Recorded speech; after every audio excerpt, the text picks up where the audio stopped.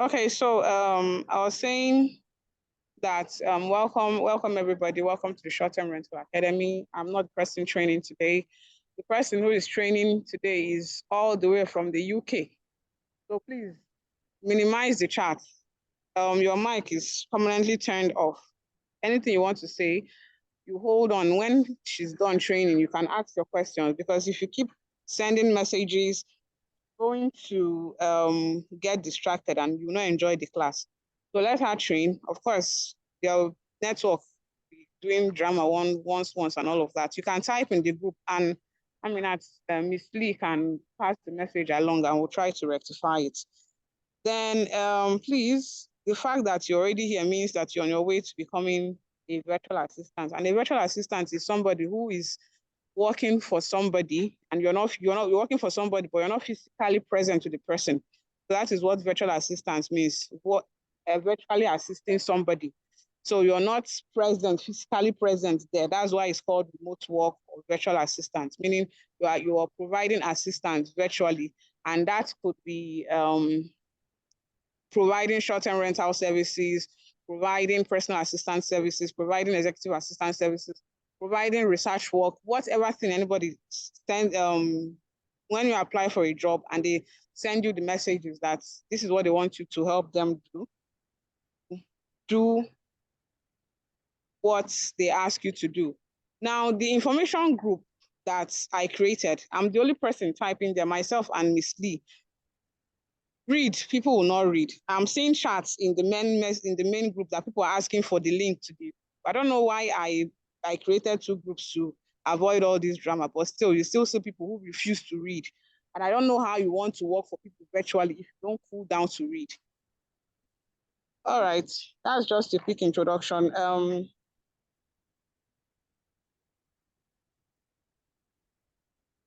Project manager, over to you. Yes. All right, Okay, my I'll be going people. off now. Just send me a message if you need anything. Definitely. All right, thank So, you. guys, we're going to be learning about Upwork. So, everything about Upwork is what we're going to be learning today, with the exception of how to write proposals. Because really, there's really no way to write proposals, but you'll get to that bridge where you cross it. Okay. Now, Upwork is a kind of platform whereby sometimes I feel that if somebody doesn't really show you the ropes, you may struggle with it. It happened to me and it happened to the best of us. But somebody doesn't show you the ropes, they struggle with it because it has a lot of different moving parts. And a lot of these days, Upwork seems to be changing a lot. They are changing a lot of things all the time. So if you don't even know where to begin, and then you now enter inside, and then they now start changing things, you find yourself struggling. So that's why it's a good thing for us to start with Upwork. Also, Upwork is like the primary source of employment where we are going to be searching for jobs. So I think it makes sense for us to be able to navigate the platform to the best of its potentials. Yeah. Okay. So let's go. So this is what we are going to be discussing. We're going to be discussing the Upwork basics, profile creation, job search, receiving payments, buying connect, and different types of jobs. There are also other things inside.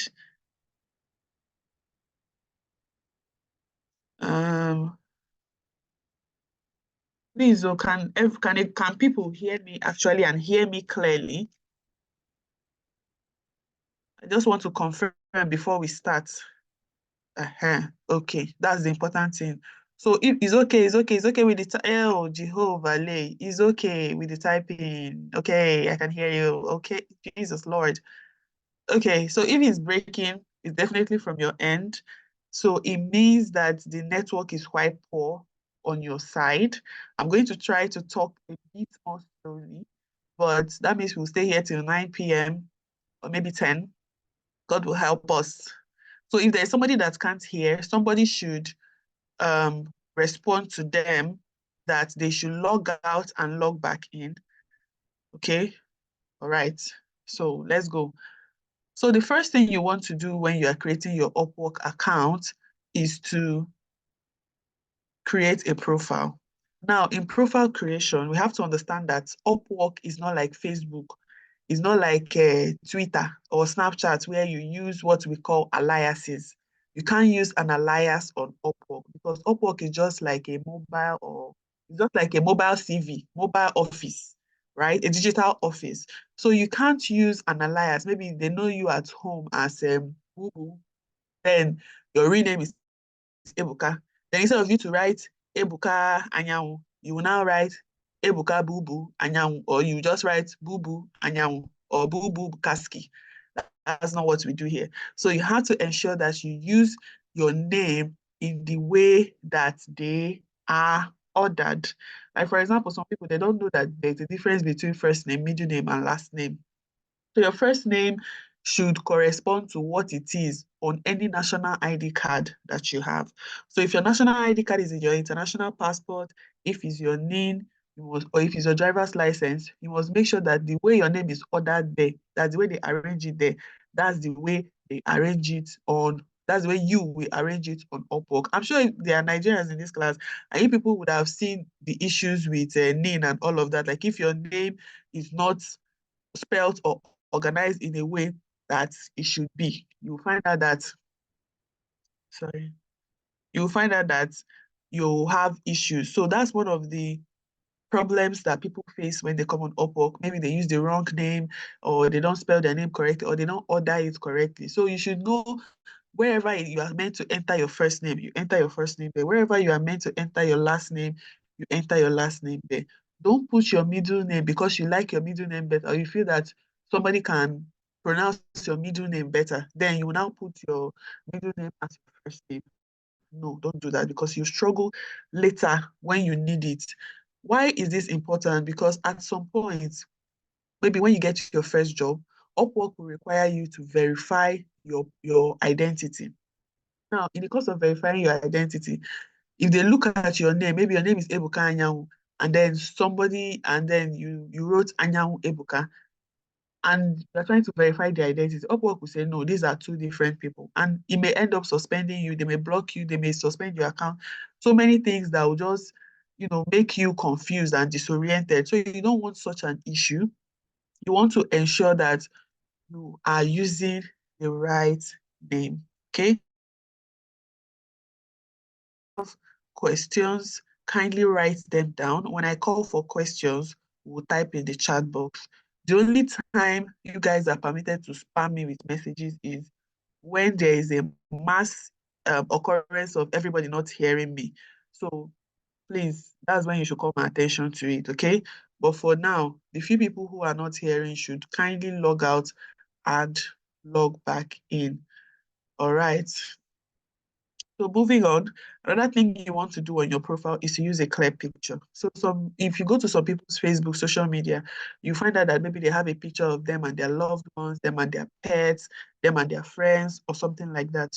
Or maybe them in a relaxation center without, the appropriate formal clothing on. Those type of pictures are not allowed on Upwork. So if you're doing a profile picture, your profile picture should be only you inside your profile picture. It should not be you and anybody else. And then please try to make sure that it's a professional, it's not as if that you must go to a professional photographer to take your picture, no. But let the picture be looking formal, at least. Let it show your face, maybe up to your shoulders, something that looks good, something that you can put on an office website, because this is your CV. So make sure that the picture there is good, is clear background. Maybe you're not in a bikini, or you're not showing cleavage, or you're not wearing club clothes or anything. Just be serious, okay? Be serious on Upwork. Then we now go to the important portion of creating your profile. So I like to teach with my profile because so that people can see that me, I'm practicing what I teach. So in the course of creating your profile, they will ask you whether you want to create your profile with a CV, that's if you already have a CV, or whether you want to impute the thing manually. That's if you don't already have an Upwork account. So this I'm starting from the beginning because I know there are some people in this class who don't already have an Upwork account. Yeah. So if you don't already have an Upwork account, this is the steps you go through. So they will ask you, do you want to use a CV, or do you want to just impute the information manually? So if you have a CV, I think I highly recommend that you should use your CV to fill in the information on your Upwork profile. Then once if you upload your CV, the next thing they to ask you is this information here. So this information here is called the profile header, right? Then if you don't have a CV, it's going to now start asking you questions maybe about your employment history, about what you study in school. You know, those small, small things that are usually on your CV. It's going to start asking you those questions, okay? So the people who are typing, you guys are distracting me, but it's not a problem, Sha. Let's continue. So when you get to this portion of profile header, that's where the work starts. So this profile header is supposed to be like your, you know, the way we hang ID card on our neck, and somebody will see you and say, oh, which department are you? They'll just look at your ID card and say, okay, this person is an account, this person is an admin. That is what your profile header does for you. That's your ID card, so that we'll know who you are, what you are doing for us on Upwork. What are you doing here, right? So your profile header should be clear and straight to the point. It's supposed to tell us exactly who you are and what you do. Now, some people always make this mistake when they're writing their profile header. They will go and put so many things in their profile header, especially things that are not related. For example, somebody can put a copywriter and what is unrelated to copywriting now? Let me say customer service. You put copywriter and customer service. These are two unrelated niche or two unrelated areas. But because the person feels like, oh, I can do copywriting and I can also do customer service, the person will put the two of them on the profile header.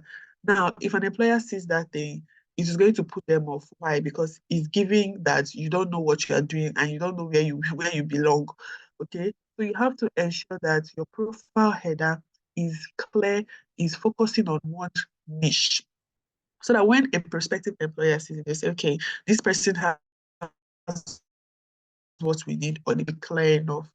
Then related to this profile header here is this second place here called the profile description.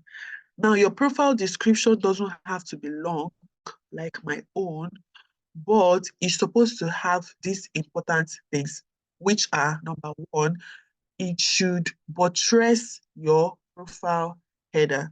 That is, it's supposed to support your profile header. You know those times when we are doing debates in secondary school and then you say, I am here to support the motion. So this your profile description should support what your profile header says about you. So if your profile header is saying that you are a copywriter, for example, then you now come to your profile description and you want to describe yourself. I'll now come here and be saying, I am a highly motivated accountant with over 4 years of experience working in bank industry. I have worked in Access Bank, UBA, Diamond Bank. How does it tell the employer now or the prospective client that you are a copywriter? No. So irrespective of what you studied in school, your previous experience or whatever, your main purpose of writing anything in this profile description is to describe the services that you have listed on this place here, where my cursor is touching. So you have to describe what you are and what you are offering, right? So when you describe what you are, if you have relevant experience, you can mention it. So, oh, I have 4 years of experience in so and so thing. So your profile header must match with your profile description. If it doesn't match, then if you have to go and redo it again, right? So when you rewrite, you keep rewriting and redo it. Please realize that anywhere you see this pen, you see this pen icon here, pen, anywhere you see this thing that like biro icon, it means that you can rewrite it. So even if you have written rubbish in the first instance, you can always come back and rewrite it. I even advocate or I encourage my students to once a week or maybe once in 2 weeks, always come back to rewrite your profile. Rewrite it. It doesn't mean that you delete everything and rewrite it again. You can just rearrange this thing here. Just maybe copy it and paste it on ChatGPT. And say, ChatGPT, just rewrite this short write up for me. It will rewrite it for you. You carry it and come and paste it here. There's nothing serious, nothing out of the you know out of the ordinary, right? So always ensure that your profile header and your profile description match. Don't say you are a STR, you're a short-term rental, a VA here. Then you now come to this bottom here and start telling us how you have 4 years of experience as a teacher. No. What we want to see is, even if you don't have experience as an STR, you can just write that good you have good understanding of the STL process, and you can help businesses uplift their short-term rentals as a VA.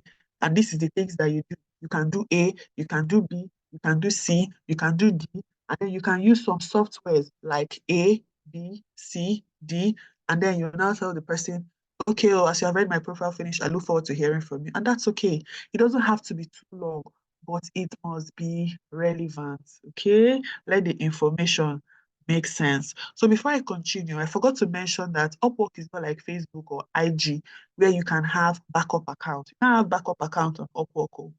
On Upwork, you will have only one profile. If you try to open another profile, they will suspend it, and they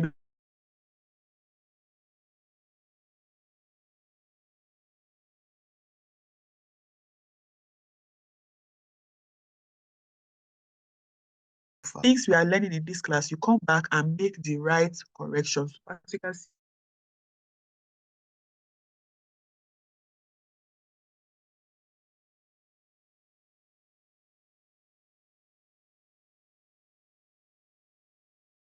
I say tomorrow, I don't want to do all these things that is in my profile.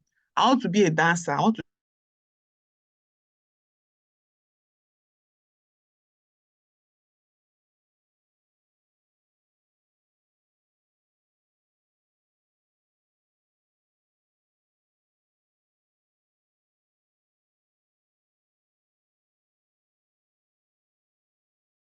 profile rates. People always have this question of how much is a good rate to start. So let me describe it for you, how to place yourself in the right category. Most of us on Upwork here, we are working in niches that is not related to our educational background. For example, me, I'm a project manager, but I don't work. I did not study project management in the university. I studied anatomy. Very, very, very funny, right? So, how do you now correlate that? Like, how do you match the right remuneration for yourself? So to decide that, we're going to look at your skills and experience level. Now, I've gone through courses. I've taken, you guys are taking this course now. By the time you guys are done with the course, you already know what this niche is all about. So that means you have some form of knowledge that you can use to provide value. But do you have any experience yet? Well, not real life experience, but you would have done assignments. So you can call yourself an entry level right now. But wait, so should we call you an entry level if you have had the opportunity to work somewhere before? Like, let's say you already have a 9 to 5, you have worked in a corporate environment before, and then you now come into this niche and you are new.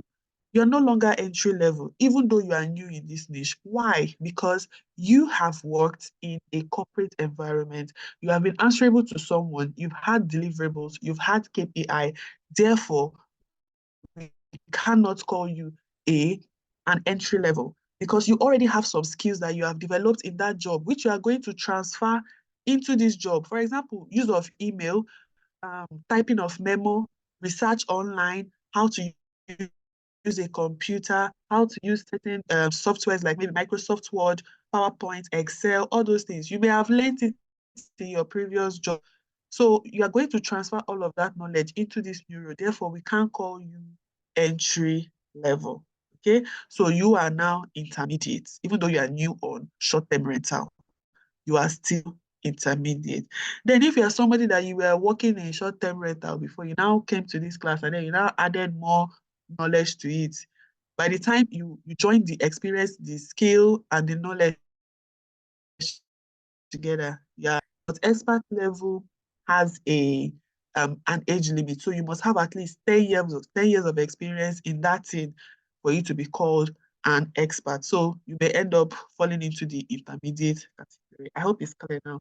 So if you are somebody who also did not go to the university, because I have had students who did not go to the university, they went to secondary school, then they were not able to go to university, but they're quite smart, okay, and they're able to find their way around a computer. Those kind of people are entry level because they don't have the educational background, and they don't also have the employment history. The only thing they have is this class that they've done. So they are entry level. So for entry level, anywhere from $5 per hour to $8 per hour is okay. It depends on your confidence. Then for intermediate, anywhere from $10 per hour to $15 per hour is good. Then for expert level, anything above $20 per hour is okay. Now, this thing here is what we call a placeholder. It doesn't mean that this is what your clients will pay you. Your clients can decide to pay you lower than this. Your clients can also decide to have a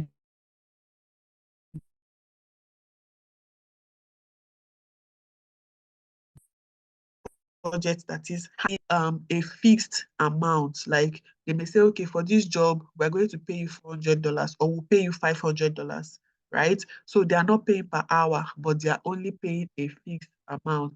So, but this one is just a testament, like it's just a testament for them to see, okay, this is where this person has rated his or herself, or when this person feels like this is how much we should charge, it doesn't mean that this is what they are going to pay you. So it's just a placeholder.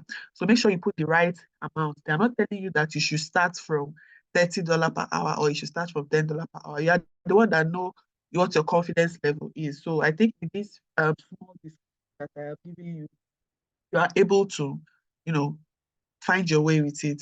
So in the course of creating your profile, you will be required to put in your education. Please make sure you put in your education. If you speak any languages, like all this French, Spanish, please always put it here. Even if French is the language of communication in your country, please include it here because it's an international language. Okay, so there are some jobs that require you to have a specific language. If you speak Arabic, any language at all, just ensure to put them here, right? It has a use. Then all of these ones will be populated automatically as you get those. Then here, portfolio. So one of the important features of a successful profile is having portfolios. Have as many portfolios as you like. Somebody will ask me, so how do we create portfolio? Portfolio is just like a sample of your work. It's just like if you want to do an event now and you're trying to get a decorator, so you would like to see samples of what that person has done. Of course, the person cannot rewind time and say, let me come, let me rewind time. So you come to an event that I've decorated. No, what would they show you? They will show you pictures, samples of things that they have done. That's the same thing with portfolio. You show samples. You can screenshot that your teacher will give you in the class. You can screenshot it, save it somewhere, and then use them as your portfolio. You can see even me that I'm a teacher, I have up to 10 portfolios. So you too ensure that you have clear and don't screenshot nonsense and come and put on your profile. Just make sure that your portfolio makes sense. So in the course of your learning, you have so many portfolios. So always put a portfolio on your profile. So if you want to put a portfolio, just click on this plus sign here. So once you click on the plus sign, it's going to ask you to choose to, put in some information. So you put in the information. So let's say I just want to put STR listing. Then if you want to include any specialized profile, if you have a specialized profile and you want this portfolio to show on that specialized profile, then you select the specialized profile. But if you don't want this portfolio to show on that profile, you don't need to select a specialized profile. Now, of course, we know that your account may still be a virgin account. So there is no Upwork job that is related to the portfolio you are about to create. And obviously, this is a dummy project. It's not like it's real. So you can't afford to have a completion date. As you can see, these options are optional. So it's not important to put it. It's only where you see an asterisk. Those are the places that are important to put it. So you follow, you go to the next stage. So the next stage, you select the template, like how you want your portfolio to appear. If you select this first one, gallery, that means you put maybe a short video or a screenshot of that particular portfolio. If you select this one, case study, you have to describe it. You describe the project, that's the problem the client had, and how you solve it. So you have two boxes to put in your description. Then if you choose this one will allow you to submit full or complete documents so that you know the way when you go to a tailor shop and then they give you magazine to select the style you want ahead. So that's how it's going to appear if you select this template. So once you select this one, you select the next stage. So the next stage is where you will now add the portfolio itself, maybe as a screenshot or anyhow, based on the template that you have selected. Okay, let's go back and continue from my profile. So that's that about portfolios. Then the next thing will be, yes, here, skills. So these skills work together with your profile header and your profile description. When you are selecting skills, how I normally encourage my students to do it is that you go and look for those jobs that you apply to. Let's even look at one so that you can see. So this, let me open Upwork somewhere else. So now this is jobs, and these things that are in gray tabs, these things here are the skills that the employer that wants to employ are looking for the freelancer to have. So if you are doing your profile, you're supposed to look at the kind of job that look at some jobs that are related to your niche. Then look, employers are always looking for, right? If you look at here, you see status report, team management, this, that, this, that. You look at more, you read more, see the ones that occur the most. And when you find those ones that occur the most, you now take them and put, this is your profile. You now take them and select here, and you select them and put them here. Now, you see this place, there is also a pen icon here. What does it mean? It means that you can edit it at any time. So maybe you've created a profile before and you didn't select the right kind of skills. You can just come here. If you click on it, it will open. Then you press this X sign to delete anyone you don't want. So anyone that is not correct, you delete them. Now, inside this box, you are only allowed to add a maximum of 15 skills. So if you try to add more than 15, it will just error. So it won't allow you to save. You can only add 15 skills here. So make sure that you are selecting the right skills that are related to your what? Your profile. So let's go to the next stage. This one is not really important when you're creating a profile. It's not part of it, but it's just another way to make money on Upwork. So this is a project catalog.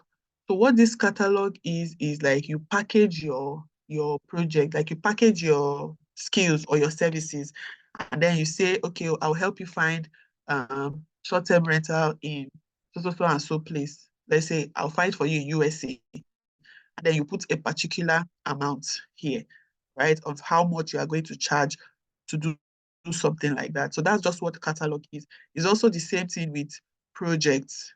I think that's what it is. Yeah, there's project. Okay, yes, that's it. Project catalog. So for this project catalog, you can only have 3 at a go. You can create several ones, so but you see this button that turn it off and on. You can only have 3 that are live at a go. Then after that, talk about testimonials. So these testimonials is supposed to be from your past clients. Now, a lot of people have gotten into trouble with these testimonials, and I'm going to explain how. There are people who have just woken up and found out that their Upwork accounts have been suspended. And then they'll be like, why? I don't know what I did. I don't even have a job. Blah, blah, blah. I don't know what happened. Most of it is as a result of these testimonials. Now, if you're requesting a testimonial, you will notice that one of the requirements is to get the LinkedIn account of the person that you are requesting a testimonial from. What Upwork does is they go and verify. So if they check this person's employment history and they check your own employment history, and there is no place where both of you have worked in the same place at any time, they already know that is a fake testimonial because they know that that's what freelancers do. They already know it's a fake testimonial. So they are going to block or suspend your account. And when Upwork suspend your account, before, just forget it, just remove, they will never give you that account again. But these days, they are now more lenient, like they will tell you to be talking to support and all of that. And I don't know, you may get it, you may not get it. So you can't really say. But to avoid getting into such a problem, please try to refrain from doing anything that will make them to suspend your account. If you have not worked with somebody before, it's not compulsory to have a testimonial. But if you have worked with somebody, you are sure that if you go to their LinkedIn profile, you people have a mutual employment history. Like maybe you guys have worked in the same company before. Go ahead, request for a testimonial for them because testimonial is good. I mean, if you have not gotten any job, this thing here are jobs that I have done. If you have not gotten any job, maybe your profile is a virgin profile. At least when a client come and see testimonial, they say, this person have some form of work experience. So that's good. Corroborate your work experience. But don't go to random people to tell random people to give you testimonial. It's not good. You may enter problem with it on Upwork. So the testimonial can be from maybe past where you have worked before outside of Upwork or inside of Upwork. Then certification. This is another place where people make mistake so much. You come to somebody's profile, you see that they'll say they are VA. Then when you come down here, you see customer support. Because you didn't mention that you're a customer support VA. You say you are executive or general administrative assistant. But we'll come here, we are seeing customer support, we are seeing copywriting, we are seeing things that don't tally, that don't, they're not moving to anywhere. So when you're taking certifications, please, and you want to add them to ensure that they match with your profile. You can't be a teacher, then we'll come to your certification, we'll be seeing engineering certification. Doesn't make sense, doesn't make sense. It's like when you go to the house of somebody gives you an address and okay, this is a tailor, you can go to clothes. Then on getting to the address, you now start seeing wire. You see wire, you see screwdriver, you see all sorts of things that electricians use. Will you give the person your clothes? No. Obviously, the person is not a tailor, the person is an electrician. So why the fuck am I bringing my clothes here? Do you understand the truth? So ensure that everything on your profile does what it matches. So if you want to add certifications, of course, you click the plus sign. So whenever you want to add something on Upwork, always look out for the plus sign. Then whenever you want to edit something somewhere, always look out for that thing that is like a pen, that is like a biro, pen icon. So always look out for it. Then if you want to delete something, you see this thing here that looks like a trash can, just click on it and it will delete. So if you want to add a certification, you click here.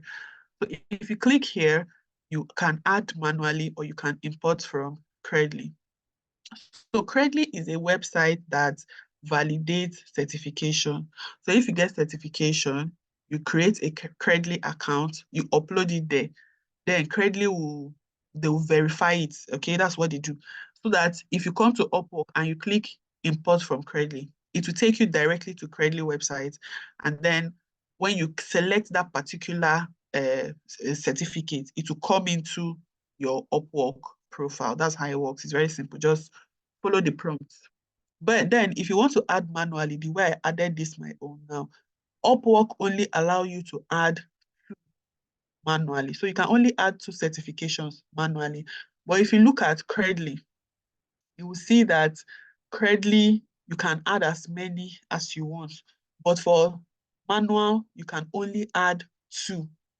That's the limit, okay? And let me even click it to show you guys. So if I click it now and I want to add a new certification now, first of all, note that Upwork certification is very, very like, it focuses on deep tech. You can see the type of certifications that are here, okay? So if you don't find your certification here, just type it. So we are doing short-term rental training, right? You can see that it's not on that list. So what do? You click on add a custom certification.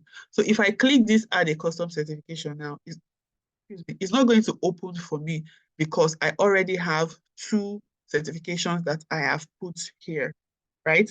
So if I click add a custom certification, or if you click it, what you see is you see a tab that will open. They'll ask you for the name of the course, who is the trainer, the certificates, when will it expire, what is the course about? You just give like 1 or 2 sentences about what the course is about. And that's all. You just click save and it will come to your profile. Very easy. So just type the name of the certification you want to add and click on add a custom certification. As you can see, it's telling me you can only add 2 custom certification, right? So that's how you can add certification. Then the next one is employment history. So if you are somebody who have worked, irrespective of where you've worked, please always put your employment history because it gives you this type of credibility. So there's the way white people think is not the way we think. To them, if you are somebody who have gone to university, they believe that you are capable of taking on some kind of roles. Then if you not only go to university, you also have work experience, they'll say, yes, you are definitely fit for some kind of role. So it's important that anything that will help to give you a leverage, you should put it on your profile. But if you don't have employment history, please don't kill yourself, believe it.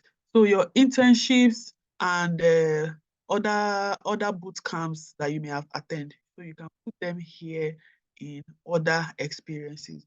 But you see this place where they wrote employment history. This employment history is just for workplace. That's work employment history, full-time employment. All right. So that's it for the basic profile. We'll move on to the other parts of your profile, which are very important. Yeah, before we move on to that one, I wanted to show us something about changing of name because I'm sure maybe one or two of us might have issues with the name that we created before. Okay, so if you have issues with the name, maybe or you got married and your name changed on your ID card, or maybe you did a name change for any reason at all, how to change your name on Upwork is you can either click on this place, help, okay? If you click on this help, you go to help and support. There are 2 ways to do it. This is just one of the ways. You go to help and support. This is being slow. Let me close some tabs. Close. Okay, so you go to help and support. When it opens here, you click at the top here, contact support. So once you click on contact support, you can see the opportunity to chat with their Upwork bot. So you click on this and then you type what you want here. So you say you just type that you want to do a name change. Then this their Upwork bot will direct you to what you need to do. Then the other option is, let me open another tab. The other option is to come here. You click on this one. You click on this your picture here, not here, here. Then you go to settings. You see settings? Go to settings. Good. Now, when you come to settings, you can see that you are here. What can you do? This is where you would come and change your name. So just click on this pen. You see the pen icon? You click on the pen icon and then you put the correct name. Now, before you put the correct name, of course, you come here and read their policy on name changes so that you know what you're getting yourself into. Right?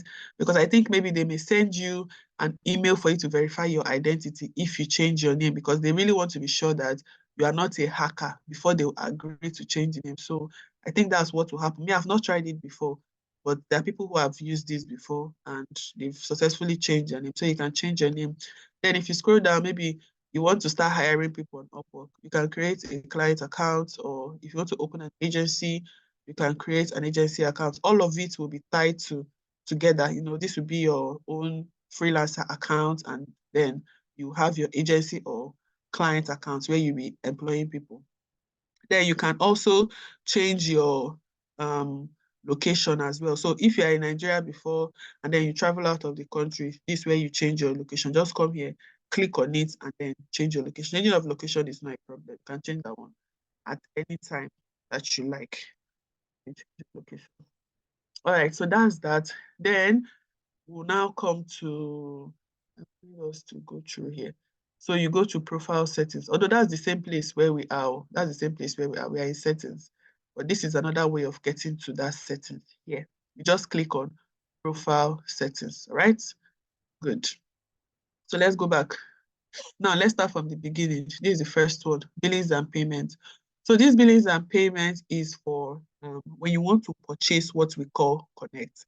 So on Upwork, when you're applying for job, because that's how they make money. When you're applying for jobs, you use something called connect. So when I click here, let's go to my home page. Excuse me, guys. So this is my home page now. If you look at this job and you come to the bottom here, you will see connect to apply. So, and then they'll put a number here, 8 connect. Let's look at another job. Look at this one. Um, connects to apply, 16 connect. Let's look at this one. Connects to apply, 16 connect. How many to for this one? 4 connect. So it all depends on the job, right? When I first started Upwork, the smallest connect to apply was 2 and the highest was 6. Later, they increased the highest to 8. Then they now added 12. Then they now added 16.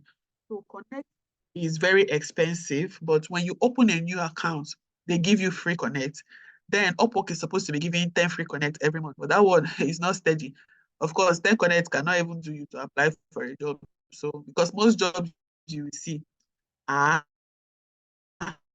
16. How do you now apply for job when your connect has finished? When your connect has finished, add here that you will use to buy connect. Okay, so you can go through here. This is my home page. Oh, this is what my home page looks like. You can come here, you see connect. You click on this bottom facing arrow and then you see buy connect. So if you click on buy connect, it will take you to the buy connect page where you can just select the number of connect you want and then buy your connect. But before you can be able to buy the connect like that, you need to put a billing method, because on that page where you buy connect, you will not see anywhere to add your card.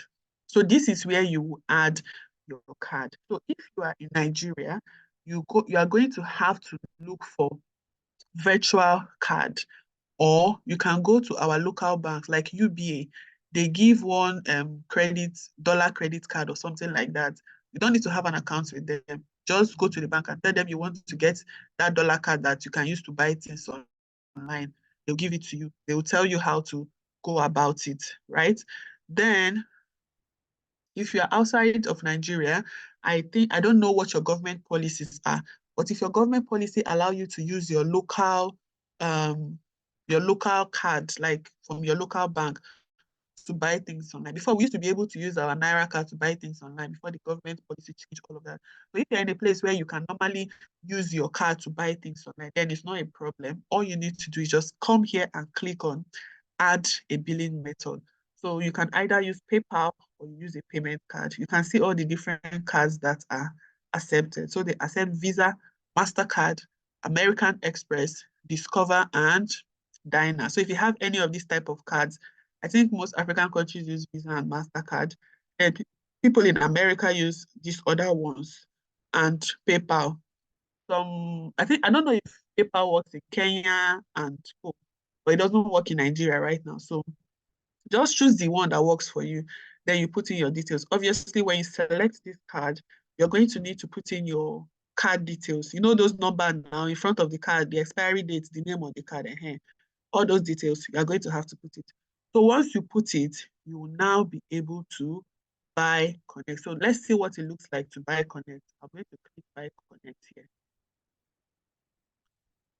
So you can see here now, you can see that there's nowhere to put card. So it's that card that you make sure that there's money there, because if you try to use empty card, these people, they can suspend your account. So don't use empty cards for them. Ensure that your card is well funded before you can use it. So for my Nigerian guys, just look for if you have a dollar account, get a dollar card. If you don't have a dollar account, just go to UBA, tell them to give you their prepaid dollar card. You don't need to have an account with them. They will give you the prepaid dollar card. You find maybe somebody, I think bank now sell dollar to people. So if you pay in Naira, they give you dollar. Okay? They'll fund the card for you with dollar. Then you go home and have peace. Then when you come here, you select the number of connect you want to buy. So before, connect used to be cheaper. It used to be 50 cents for 10. But now you can see what they are doing. 1.50. So that means that you have to be sensible on this Upwork. Don't play and don't dull. So you don't waste money for nothing. So you buy the number of connects that you want. As you can see, they are also adding tax to it. So problem. Now, if you are somebody who is already working on Upwork and you have some money on this Upwork, and that money is available for you to withdraw, it means that Upwork will not take money from your card, but they will take from the money that you have on Upwork. Let me scroll down so you understand what I'm saying.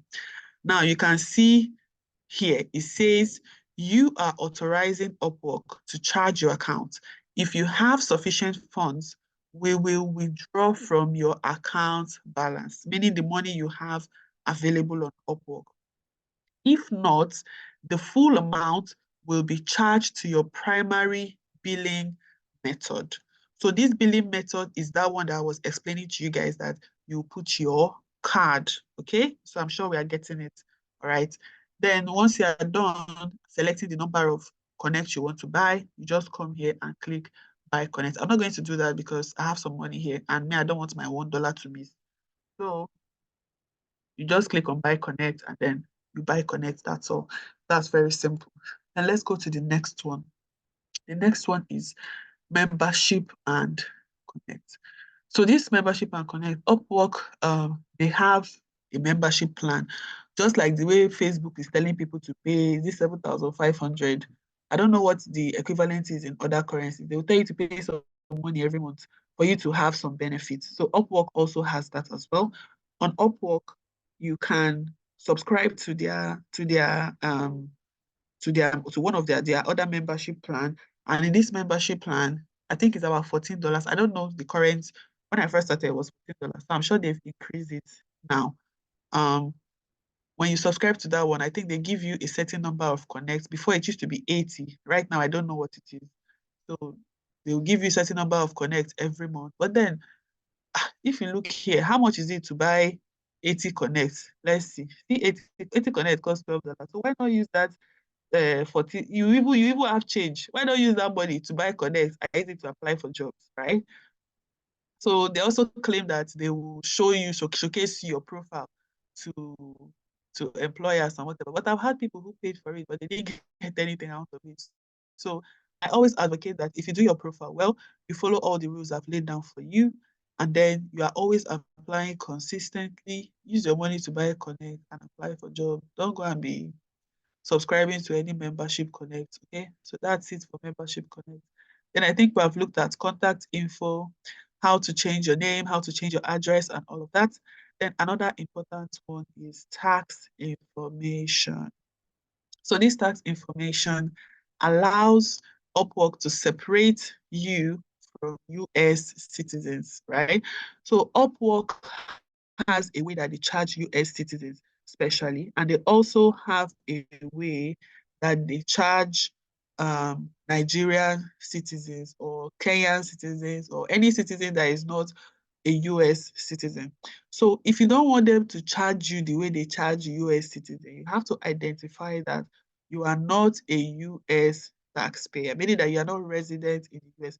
Please, if you're resident in the US, ensure that you put your correct tax residence here and then you fill in all the correct information. Because if you don't, it means you are evading tax, and tax evasion is a punishable offense in the United States of America. With my mouth, you go hear them. So stay safe. But if you are not in the US, you have to fill this up. So to fill it up, like if you don't fill this thing up, the Upwork collects 10% of whatever you earn. So if you earn $100, they'll take $10. But if you don't fill this, instead of taking $10, they will take the $10 and also take an additional 20%, which now makes it $30 or 30% of your earning. So 30% of what you have earned will be taken away from you. So if you earn $100, 30% will be gone and then 70% will go to them. So to avoid something like that, you have to make sure that you fill in this tax information. So if you have not filled in this tax information in your profile, if you have old profile, make sure you go and fill it up. So just click as usual on the pen icon. This place should be done with a computer. So when you click on the pen icon, you put in your address, and then at the bottom of it, let me click it so you see it, you click save. So at the bottom of each of these boxes, you are going to see this green something here saying save. So make sure you save. If you don't save it, you will realize that it was not done. So you have to save each box. So when you put this one, you come to the next box. If you don't finish one box and save, it will not allow you to go to the next one. So you have to complete one to come to the next one. So here, you click the pen icon, you put your legal name, you put your tax classification. Of course, you're an individual. This is an individual freelancer account. You are not running it with your village people. So definitely you're an individual. Country of citizenship is different from country of residency, right? So even if you are living in the US, your citizenship is what they're asking you here. So you put your citizenship and then you put your date of birth. Then you come to tax identification number. Please, if you're outside Nigeria, please put in your correct tax identification number if you have any. If you don't have, you put in any random number. Then for we that were in Nigeria, I don't know what to advise you people. But all I can tell you is that what is here is not my thing. It's up to you to interpret that anyhow you like. Then tax information. So this portion here, they want to know whether you have a VAT ID. If you come back to this place where we are buying Connect, you can see that they are charging tax, that's VAT on the Connect that they are saying. So it's something that is happening all over the world. Everybody is being serious about charging VAT for everything. And I think people in the US usually have a VAT ID. I don't know, maybe it's reserved for a set of people or whatever, but I don't really know what a VAT ID is. And I definitely do not have a VAT ID. So if you have a VAT ID from the country where you are, you can put your VAT ID. But if you don't have a VAT ID, just quietly select that you don't have a VAT ID. So let's go back to more settings. So more settings, profile settings.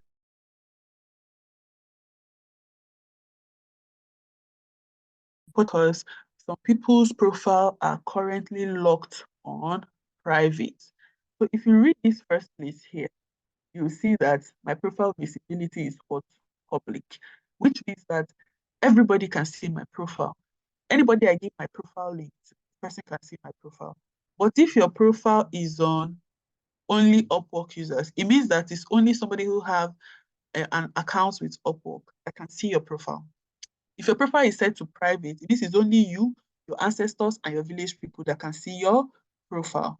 Now, some people's profile are locked permanently on private. Like this, my own now. If I click private, I can come here and change it back. But some people's profile, if you come here, you will see something called, they'll just write it, locked on private.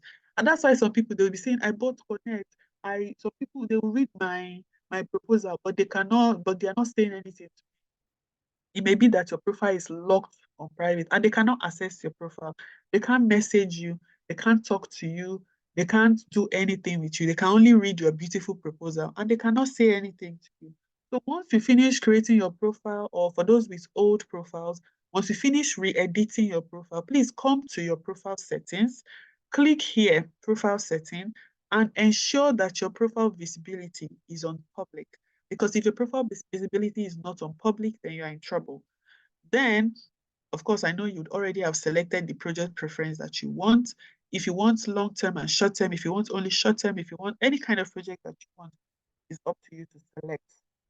Make sure you are reading so that you know what you are entering. Then your experience level, you put your experience level according to how I taught you, it's up to you, right?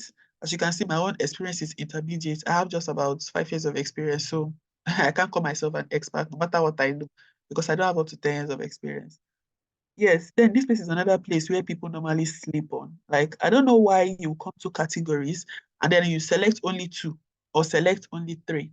Here, you're expected to select at least 10 categories, and you select categories where your services can be used. Okay, don't only select categories where you feel, okay, I'm in admin support, so I'll only choose virtual assistance. No, you select a place, you select the categories where your services can be can be used. So if you want to update your categories, just click here. You are only allowed to select 10. If you select more than that, it will not allow you to save. So make sure you update your category because it's very important. It means that you are going to be seeing jobs that, you'll be seeing jobs in customer service, jobs, related to all these different categories. Okay. So if you do your profile finish, you'll be seeing, let's say you created a VA profile now, you'll be seeing VA job requests on customer service, VA job requests on IT, VA job requests on admin support, VA job requests on right, so that you can broaden your search and your tentacles, right? Then the next one is a place called specialized profile. Remember that I told you that Upwork does not allow you to have more than one account, but Upwork recognizes the fact that some people are multi-talented and multi-skilled. And what better way to allow them to showcase and monetize all their talent than giving them an outlet? And that is what this specialized profile is for. So the specialized profile allows you to have two extra profiles in addition to that main profile that we created from the beginning. So that's like 3 profiles inside your profile. So if you want to have a specialized profile, as usual, you can see the button here. It says add specialized profile. And these Upwork people are funny. So I have one specialized profile here, but as you can see, I can't delete it. If I click this thing here, you see that I can't delete it. What I can do is I can edit it or I can switch specialty. So if I say I don't want to be in business project management, I want to be in finance project management, for example, I can just click on switch specialty and then search to see if there is finance project management and then change my specialty to something else, right? So the only way delete will appear here is if I have 2 specialized profile. But if you have only one specialized profile, you will not see the option to delete it. But if you have 2, you will see the option to delete it. Now, this is my specialized profile. There's a reason why I put it here. I just put it here so that, when you create profiles on Upwork and then, you put that skill section, yeah, on the main profile, you are only allowed to put in a few number of skills, like 15 skills. But on this specialized profile, you can jam pack that your skill section. You can fill it up as much as you like. Let me even go to my profile so you guys can see what I'm talking about. So this is my profile. Um, let's go to this is my specialized profile here. This one. So this one that say all work is my main profile. So I'll click on it. Now, see my skill session. You see my skill session. See the way it is. You see the way it is plenty, right? So that's why I have a specialized profile, because I want to be able to see other jobs that, are within that needs all these skills. And that's why I created this specialized profile.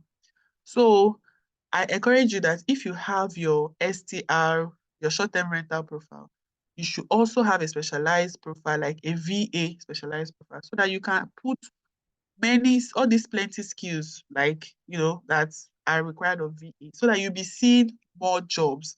That's what I observed. So that's why I did this, because normally I don't really use this specialized profile, but I just want to be able to see jobs that need these skills. So um the profile that you want to be using, that's the profile that is in your niche, should be your main profile.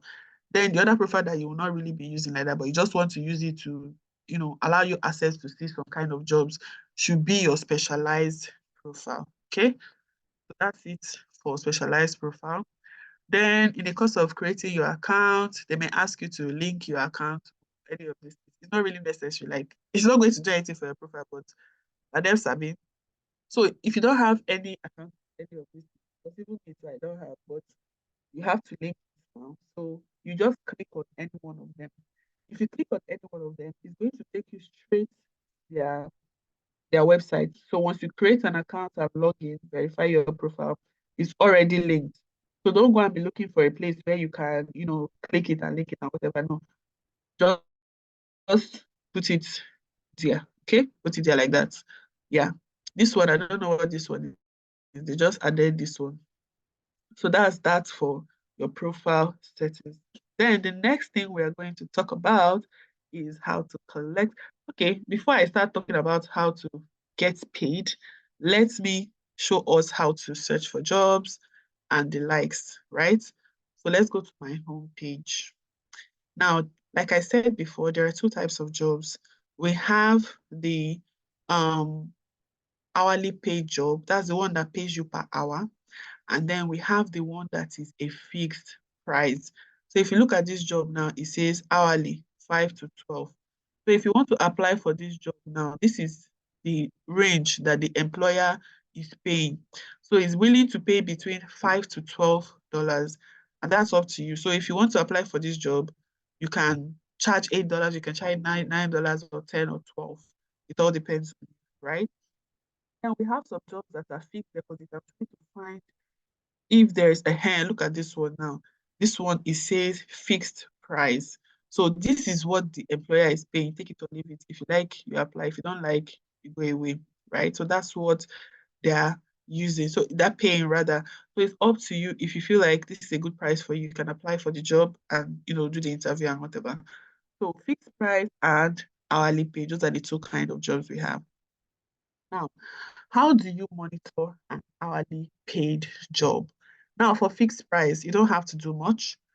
When you do a fixed price job, at the end, once you get your offer, or you get the offer, you are supposed to accept it. So you will see a green something there telling you to accept offer.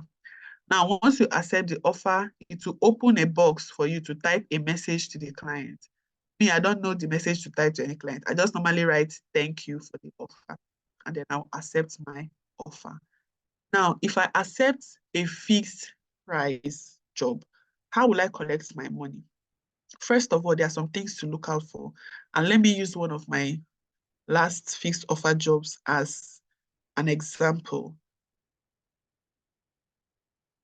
So let it open. As I'm opening this thing now, somebody is sending me a message. Wow, wow. Now. Okay. All right, nobody's sending me a message. All right, so let me find the person. Okay, there she is. Okay, so this person, we have a contract for $350, and then she gave me the offer. I accepted the offer. I just want to show you guys how to deal with a fixed term, a fixed offer job. Now, you can see here that this is where she sent an offer. You can see it, Sylvia Nicholson sent an offer. So this is where she sent an offer. Now, this is the budget. This is the milestone. You can see something here saying amount in escrow, the full money. Whenever you accept a fixed offer, please always ensure that the client funds the escrow. If they don't fund the escrow after maybe when they send the offer, you didn't see amount in escrow, please send them a message and tell them to kindly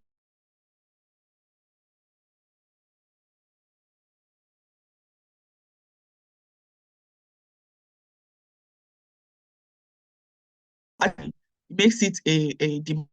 They must fund the escrow because some clients are notorious for that. They will collect the job and then they will run away. They will not pay you. So Upwork has made it mandatory that they must fund something, whether they fund half or they fund full. It's up to you and your client. But for me, let me not lie, I don't accept half. Then it depends on the amount of the job. So if it's like a $500 or $700 job, you can now split it into two. Split it into milestones. So if I complete a milestone, pay me. If I complete the second one, pay me. But if it's just a one milestone job, you will not split it in half. You put the full money there. Let it be there. Now, as you can see, I sent a message, thank you, and then I accepted the offer. Now, in the course of doing the job, when I finished doing that, I submitted, this is the thing that she requested for payment. And then I also left her a message and I requested for payment. How do you request for payment and how do you submit job? You come here, view contract. When you click on that view contract, because this my contract has closed, so it's going to be looking different. But what you are going to be seeing is at the end of here, you'll be seeing a message box where you can type a message. So once you type a message to the client, like you tell the client what you have done, maybe if it's something that you can't submit, you tell the client that, oh, I can't, I've completed the project, please take a look and let me know. Then the send button is request for payment. So instead of seeing send, what you are going to be seeing is request for payment. So you click it. Once you click it,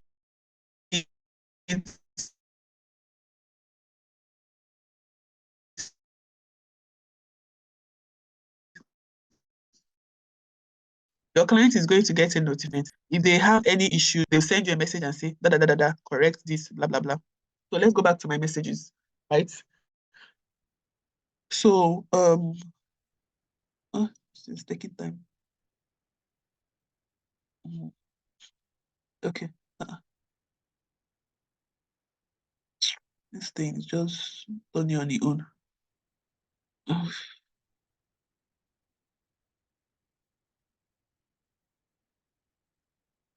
Sorry guys, just give me, let this thing hiding now.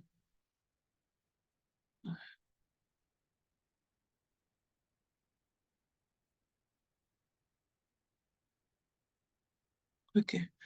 So yes. Now let's go back up.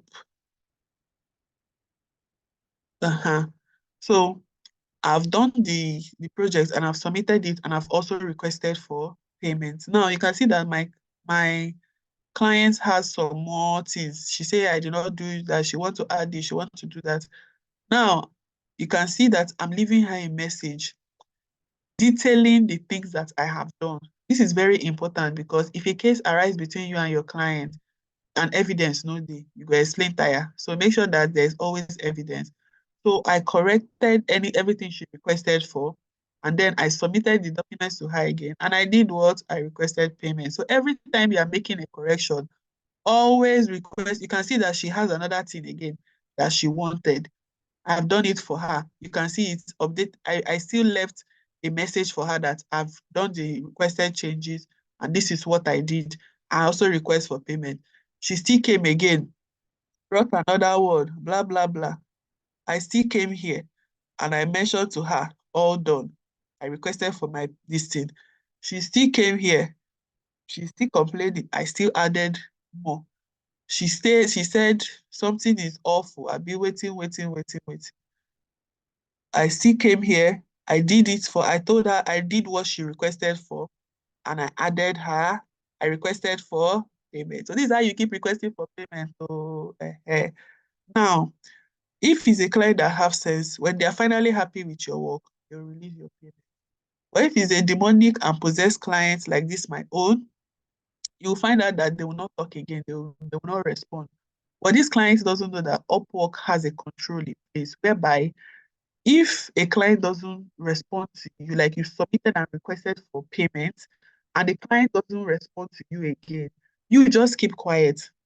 On the 15th day, your money will enter your account. Upwork will automatically release it.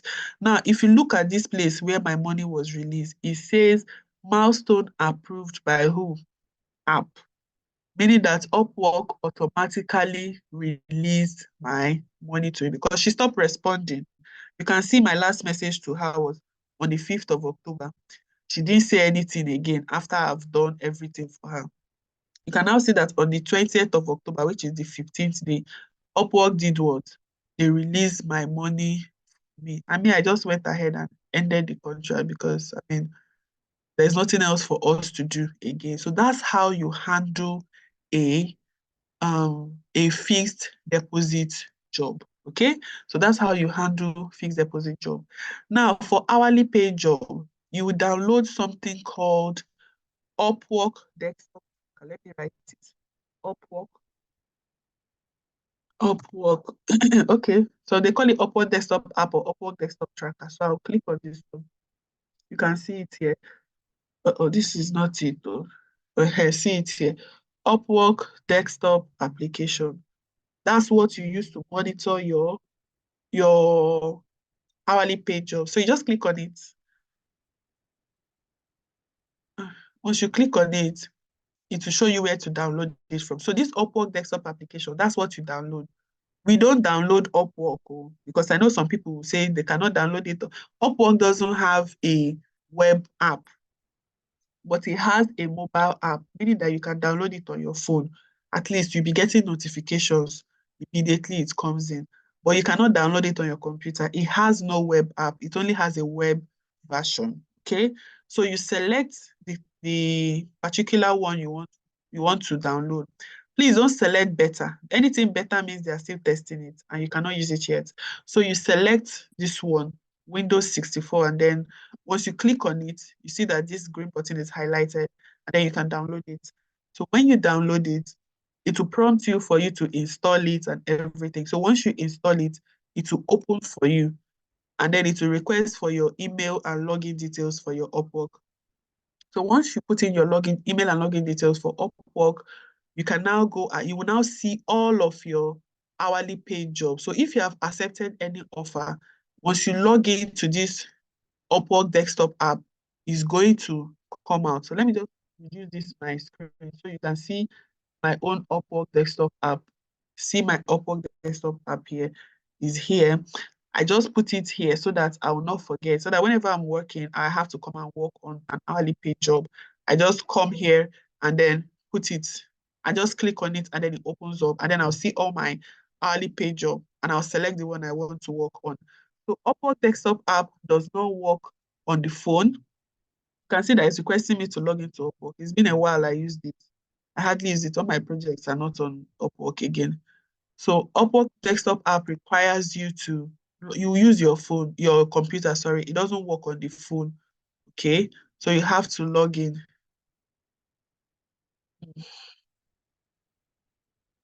So you have to log into it. And then when you log into it, you will now see all your hourly paid jobs.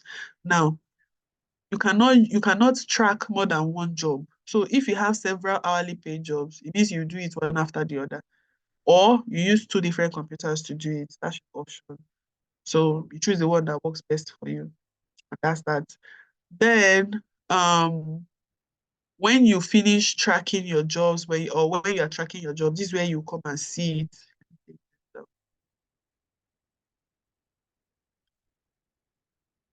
Let me take this down. Okay.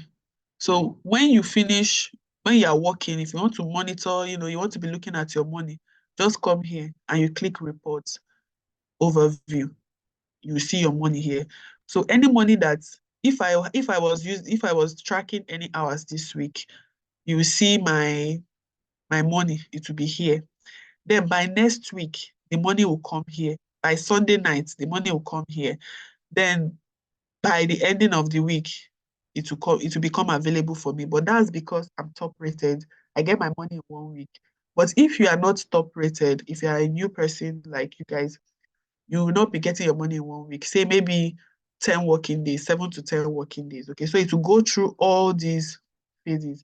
It's only when the money is here that you can withdraw it. If the money is not here, you can't withdraw it. So I'll still come to how to withdraw and all of that. We might even do a live demonstration. So that's that for hourly paid jobs. I don't know why this thing is not open. I don't know. It's always it has open. So these are if you want to see all your hourly paid job, if you have more than one job, just click here. You see all my hourly paid jobs. Anyone I want to work on, I'll select it. Once I select it, I'll just on it here. If I on it here, off it here, right? This way you on and off it. So if you need to go and pee, you need to go and eat, you need to go and make semo like me that is always making semo by 11:30 in the night, please off your tracker. Don't keep your tracker on when you are not working because it doesn't speak well of you. They already know us Africans as, bad people, dishonest people. So don't add to the statistics. Ensure that you only on your tracker when you are working. Also, note that this tracker, you can see here, this is a screenshot of me while I'm working. You can see this thing here, it shows that this is my computer. It screenshots your computer. So if you like, on it, don't work. Or on it, I'll be watching YouTube. Now you sabi. If you have an employer that used to come and monitor this place, they will monitor you and maybe they will see that you are not working. Maybe they will see that it has been screenshotting one screen for 3 hours. If you like, say, if you can say you be changing your screen. If you screenshot this one, you do change your style, it will change. If you screenshot this one, it will do change your style, you change another screen. It also monitors your mouse and keyboard activity. So if you have an employer that actually monitors this, they will still catch you because they will see that you are not doing anything. If you're working on your computer, obviously, there will be mouse action, there'll also be keyboard action. So even if you go and buy that, there's something that people used to buy, it will be moving their mouse up and down, moving it back and forth. Even if you buy that one, what about your keyboard? Will you also buy something that will be pressing keyboard for you randomly? No. So instead of being a liar and a child of the devil, just be honest. If you're working, you turn it on. If you're not working, turn it off. Okay? It's just money. Don't let money control you. Then you can also message the client by using this. Like instead of going to your Upwork, if you want to quickly message this particular client, just click here. So it will ask you to log in and all of that, but I don't have strength, so I'd rather go through Upwork. Then you can also do something called manual tracking. So when I first started on Upwork, sometimes I'll forget to turn on this my tracker. After working the whole day, I've now realized that my God, I did not track the time. So I'll go and tell my client that please do not be angry. I work so and so hours today and I didn't track my time.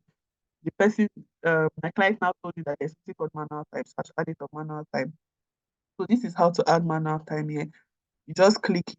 But it's not all clients that used to enable this manual time because they know some people used to abuse it. Because some people, maybe their work is 40 hours a week, but because they want to make more money, they will say they work extra time. Then they will now, use this manual time to add more money. So if you look at this, my previous client, this one, you can see that there's no manual time here. He did not enable it. But this other person enabled the manual time. So if I want to add manual time, I just click here and then the date, time zone is already set. So you put the start time. When did I start working? I started working at 12:20.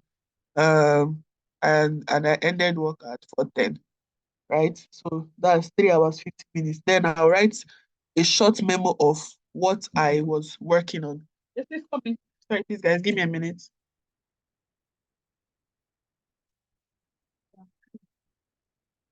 Okay. So you put a short description of the work you have done because I mean this is outside of your normal working hours. So just ensure that you make it correct, right? Then after that, once you put in something here, you see that this thing will be highlighted and then you can save it. So once you save it, that's all. So for those of you who go on to have maybe 2 or 3 hourly paid jobs, please ensure that they don't clash, okay? But if you have the ones that are clashing, I guess you have to have two computers or you delegate. Somebody else somewhere will log into your Upwork account. But be careful because Upwork, they are somehow, if they find out that maybe somebody is logging into your Upwork account from somewhere, they may suspend your account thinking that maybe you are doing fraudulent activities. So just try to be on the safe side. And why it's like that is because Upwork, they are very stingy. They don't employ human beings to monitor these things. They usually use bots, like robots. So these robots, how they work is that you feed in information into the robot, garbage in, garbage out. So if you tell the robot, if somebody log into somebody's account from another place that is not the person's location, block it. Oh, that's what robots will do. Irrespective of if it is you that is logging into that account, it's going to block it. So just try to stay safe, okay? So that's how to use the tracker to track your hourly pay and also collect your money when you do your fixed paid job. So let's go back to our profile settings and then we talk about our payment option. So this is how to collect your money or how to set up your payment option. So when you come to your settings, remember there are two ways to come to settings. So if you come here, you click profile, then at the top of your profile, you will see go to settings or profile settings. You click there. Once you click it, it will bring you here. So this place, make sure you click everything and set everything up very well. Then when you now click this get paid, you will now set up your withdrawal method. Okay. So now how to set up our withdrawal methods. Now, there are several withdrawal methods based on your location. Now, if you are outside the country, maybe you are in Europe, you're in America, you're in the UK, you can use your direct to local bank, that's direct to the bank you are working. I'm sure they will have options for that. Like if you're in Kenya, African countries, I think I saw M-Pesa here, safe. If you click on this add method, I think if you're in Kenya, you see M-Pesa. I don't know if they've removed it. It used to be here. You see it. Nigerians, this direct to local bank will go straight to your UBA, First Bank, Access Bank, and then your local bank. So if you want to set this one up, you click on setup. Now, I don't advocate for this because exchange rate on Upwork is very low. Black market is currently like 1,005, but Upwork might be like 700 or 800. So you'll be losing a lot of money. So this one is a no-no. I've tried this one like way back when I started Upwork. So this is a no-no, but it's an option. Then we have PayPal for people in the US. So if you decide to set up your PayPal, if you already have a PayPal account, if you click on this setup, it will take you to PayPal website. On the website, you just log in. You don't need to start creating an account, just log in. So once you log in, you are good to go. Once you log in, come back to your Upwork profile and refresh it. You will find out that PayPal has been added to your profile. Then the next one is wire transfer. So this wire transfer will go directly to any bank. Like if you're in Nigeria now, I have a DOM account. If you set up this one, what you put here is your DOM account. If you're in Kenya, you have a DOM account. If you're in Ghana, you have a DOM account. If you want to set up this one, you can set it up. But it takes 7 days to receive funds, and they will charge you $30 per any transfer. So maybe you want to withdraw $100. I pity you because they'll remove $30 from there and you'll be left with $70. So it all depends on, okay? So this is an option, $30. So if you're making big money, like $5,000 in a month, I mean, why can't you use wire transfer? Just transfer it directly to your DOM account to escape all the hassles of using, multiple transfer methods, right? Then this one is direct to US bank account. So for Nigerians, this method is very important because here our government policy does not allow us to use all of these other methods easily. Like you can't use PayPal easily. You can't really use wire transfer like that. You can use the wire transfer, but you can see that it takes up to 7 business days. That's a problem. But this one, it requires you to have a US bank account. So how do you get a US bank account? Now, this is an option. So one of the popular um, fintech softwares that people use is this one. It's called Gig Pay. You can see it has a winking smiley face. Okay, because there's GPay. GPay doesn't have a G here, but you can see GigPay. GigPay has a G, right?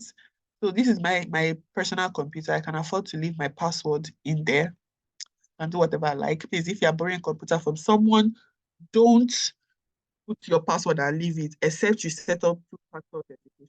Even upon the fact that this is my personal computer, I still go ahead to set up um authentication. So you can download an authenticator on your phone, add as many this thing as you want. So I'm just going to put in the authenticator code and then it will go on, it will open for me. So I have authentication for all the important apps that I use. I have authentication for this one. I have for Facebook, I have for Upwork, I have for LinkedIn because I lost my LinkedIn account last year. It was not funny. I have for Zoom, anything. Use an authenticator account. It will save you a lot of problems. You will not lose your account, right? So you can go to YouTube and see how to do your two-factor authentication. Now, once you create an account on GPay, this is what it will look like. They will ask you many questions. Normal. Your name, email, address, this one, that one. So they will ask you who is your employer. Your employer is Upwork. Then they'll ask you, what's your employer website? Your employer website is www.upwork.com. They may even ask you for proof of employment. So what you can do is you screenshot your profile, maybe your Upwork profile, and then you attach it as a proof of employment. I don't have a job yet, so That's your own proof of employment. It usually flies, so it's not an issue. Then once you are done with that one and they verify your account, you will now come. They'll also ask you for an ID and a proof of address. So your proof of address might either be a bank statement or something else. They'll ask you, or a bill or a utility bill. So make sure you have those handy.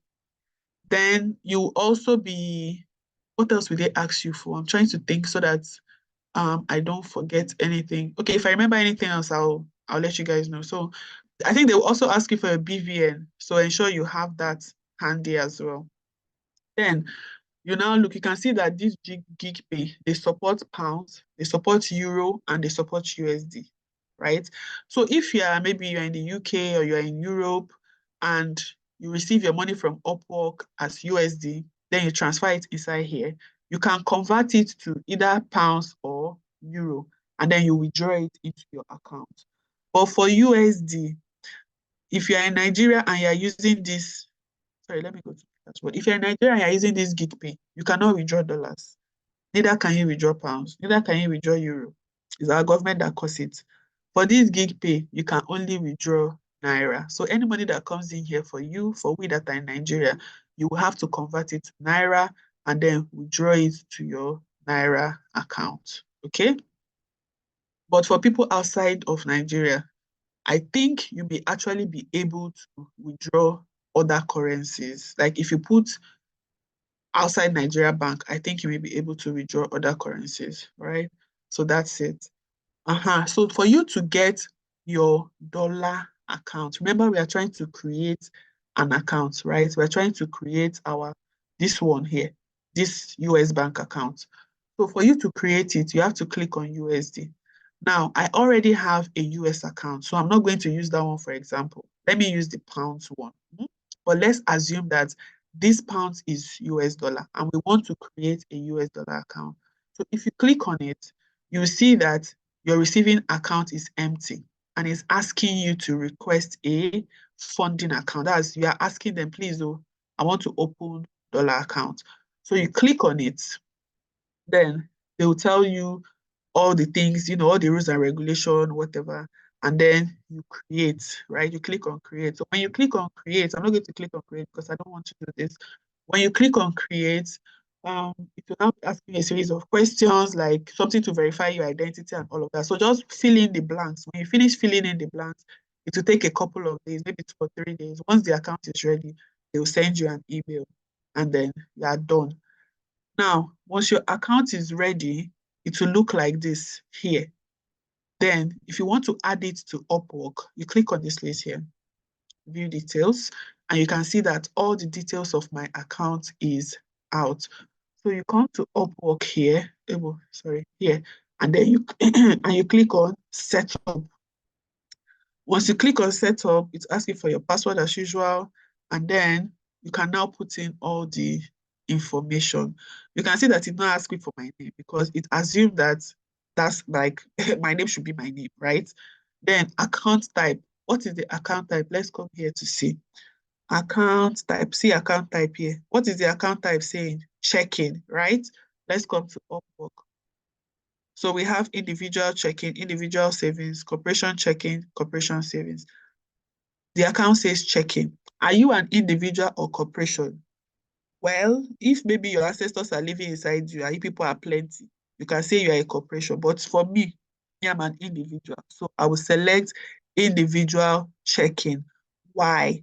Because here on GPay, it says account type is checking and I am an individual. Okay, then you put in the routing number, you come here. Where is routing number here? There is this account, see routing number. Why is this thing moving? See routing number here.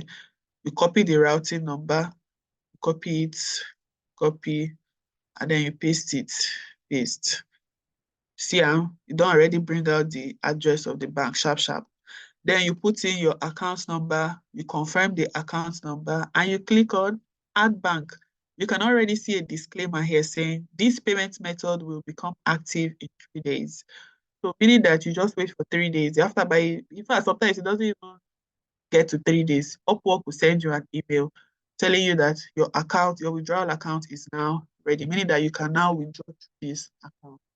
So for this payment method, you can add, let's go back to profile. Sorry, give me a minute.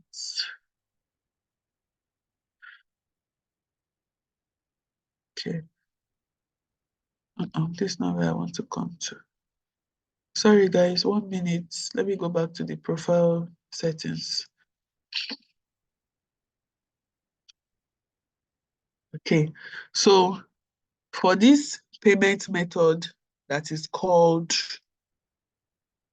direct to US bank, you can add maybe, I think you can add as many as you like. So if you have with GPay, if you have with Gray, if you have with Skrill, if you have with Flutterwave, if you have with Wise, anyone that you are using. There are so many of these fintech, but for Nigerians right now, GPay is the one that is ready, GPay and Gray, because their exchange rate is very close to black market rate, right? Let me see. Let me close.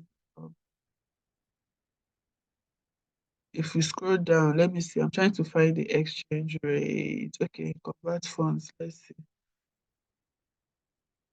Okay, so you can see now I want to convert USD to Naira. You see how to convert it here, Naira. You can see 1 USD is like 1,584 Naira. So it's very close to the black market. Like sometimes it's even higher than what you hear in the black market.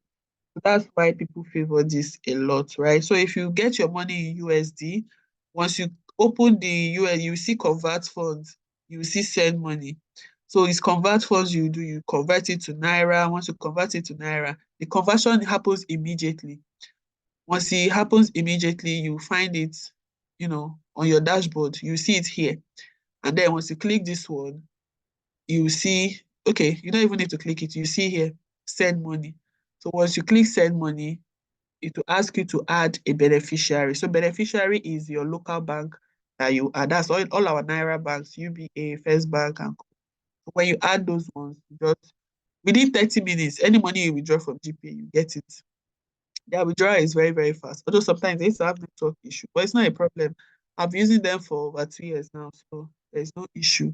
So that's how you add a US bank account, right? So the last payment option I'll talk about is this one called Pioneer. So Pioneer, just like Upwork, allows you to have only one account in your lifetime. They are very, very strict, and it's one of my favorite methods of withdrawing money. So how I normally do when I was in Nigeria is I use these two. Okay, you can see this one is my US account and this one is my Pioneer. So for Payoneer, any money I want to save in dollars, I'll withdraw it into Payoneer because Payoneer allow me to withdraw my money as dollars. Okay, so I can withdraw my money as dollars from Payoneer and put it in my DOM account. But with this, my gig pay, I can't withdraw it as dollars. I can only withdraw it as Naira.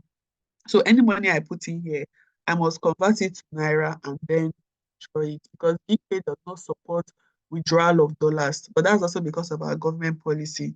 But if you are outside the country and you have bona fide maybe USD account, like foreign one, pounds account or euro account, you can actually withdraw your money as dollars. But for those in Nigeria, you can't withdraw it to a DOM account. You can't withdraw it. It's only in sorry, let me okay. It is only in excuse me. It is only in Payoneer or via Payoneer that you can withdraw your money as dollars. Okay. So to add a withdrawal method that is Payoneer, if you click on this add a method, you will not see Payoneer here because I already added it. Like I told you, you can only have one. I think it is even the same thing with PayPal. You can only have one account. But you see this direct to US bank, you can have as many as you want. That's why upon the fact that I have a US account here, there is still the option to add another one. Okay, so that's that. So if you click on the withdrawal method that is Payoneer, it will take you to Payoneer homepage. Then when you get to the Payoneer homepage, you just create an account, verify your email, and then that's all, ID and all of that. And that's all. If you come back here, you refresh it, you see that if you check your withdrawal method, Pioneer has been added. But for now, I'm not going to advise you if you don't have, like, if you have not yet gotten a job and you are not sure of what your income is going to be like, don't open a Pioneer account. Be flexing with the gig pay because Pioneer have a penalty that they charge people who don't earn up to $2,000 through Pioneer. Like, if in a space of 1 year, $2,000 does not pass through your Pioneer account, they will charge you $29. If you like, put money there 5 years later, they will remove their $29. So they started doing this last year, and a lot of people fell victim to it because many of us we just withdraw our money and convert because then we didn't have DOM accounts. So there was really no need to use Payoneer because Payoneer exchange rate is even very low. So many people don't use it to convert dollars to naira. What they do is they just withdraw it straight to maybe GPay or Gray. Gray was very popular then. But now a lot of people now, maybe people that want to jackpot, they now say, okay, they want to be saving their money in dollars. And so some of them, you have to pass through Payoneer because that's the only way to withdraw your money in dollars if you're in Nigeria. So when they put money there, they'll just see that $29.99 not disappear. And everybody was crying.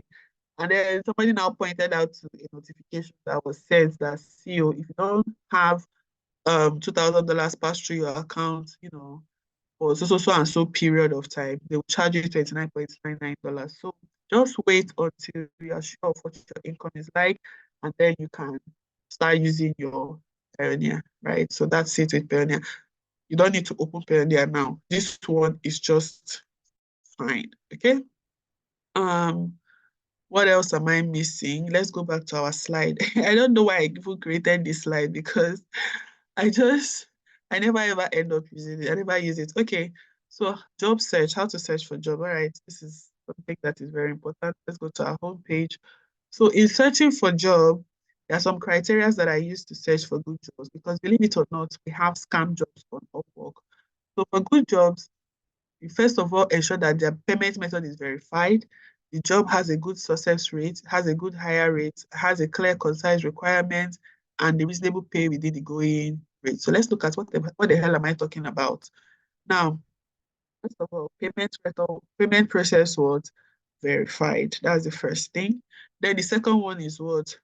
Good job success rate. So let's come here. If I click on this job now as a sample, you can see that, okay, the payment method is verified, but it doesn't have a good job success rate because why the fuck is it having 2.5 stars?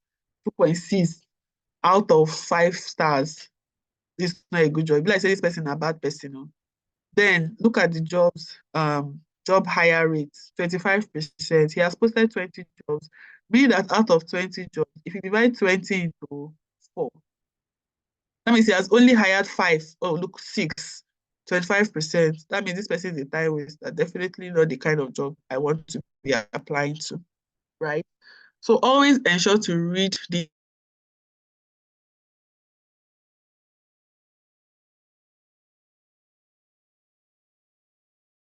thing about the client. And when you finish reading this one, you come down here. This person worked with the client, much client history. So where did he now spend $4,000? Let me see this one. Okay, see, okay, he has a couple of jobs in progress, 2 blog writers. Wow. Let's look for somebody else. Okay, wait, let's look for somebody else that have reasonable 5 star. Let's say 5 star, no day again. Okay, see 5 star here. All right. So this person, first of all, payment method is verified, has a good job success rate, meaning that's 4.8 stars out of 5. That's very good. He has a good hire rate. He has posted 76 jobs.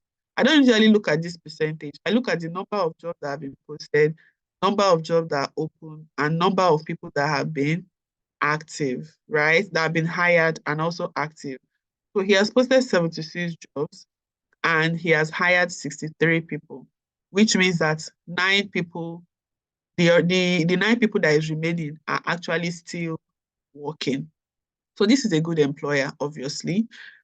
His average rate is $9.66, right? And it's a health and fitness company, and they have about 2 to 9 people. If you scroll down here, you will see the client history.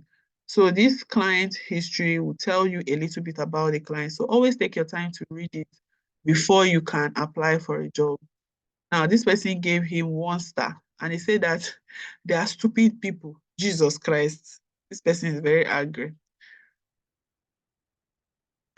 Now you can see why, you can see what this person said, irrespective of this person calling him stupid. You can see that they had something, they let him down nicely. So obviously, this is a good employer. Okay, look at this person saying, I highly recommend working with Christy and Mike. Apparently, the name of the employers are what? Christy and Mike. They're amazing people and blah, blah, blah. You can see that this person said they are good people. Let's see other people. This one says great. What else? What else? Thank you for being part of your team. Nice work to Chris. So everybody had something good to say about them, except this one person, which we cannot use to judge. So you can see that this is a good employer to apply to. Then let us now check whether the job is a good job for us to apply to. This is where we will confirm. Now, if you look at this place, you see that 5 to 10 people have applied for this job, and the clients view this as the proposals that have been done about 14 minutes ago. Now, this place here, this interviewing and invite sent is the problem, because when a client uses their hand to send invite to prospective freelancers, it means that they want to recruit from those people that they've sent invite. And there's a high probability that they will not read these other, you see these 5 to 10 people here, and they will not read their proposals. So whenever I see a job that is already interviewing people, or you have sent invite to people, I will not apply for that job, because you're just wasting your connect. It means that they will prefer to apply to, to recruit from the people that they have invited to apply for the job. Okay. Then sometimes under this place that they say preferred qualification, they may put that they want people who are in the US. They may put a particular location and say that they want people that are only in this location. They may also put that, okay, they want people who have 90% job success, or they want people who can speak a particular language. If you see all those preferred qualifications and you don't meet any one of them, please don't apply to the job. Then if you see that they have already started interviewing people, or they have sent out invites, don't waste your connect. Just leave it and walk away. Okay? So that's how you can um, know whether a job is good for you or not. Also, some jobs are scam jobs. Like you see a normal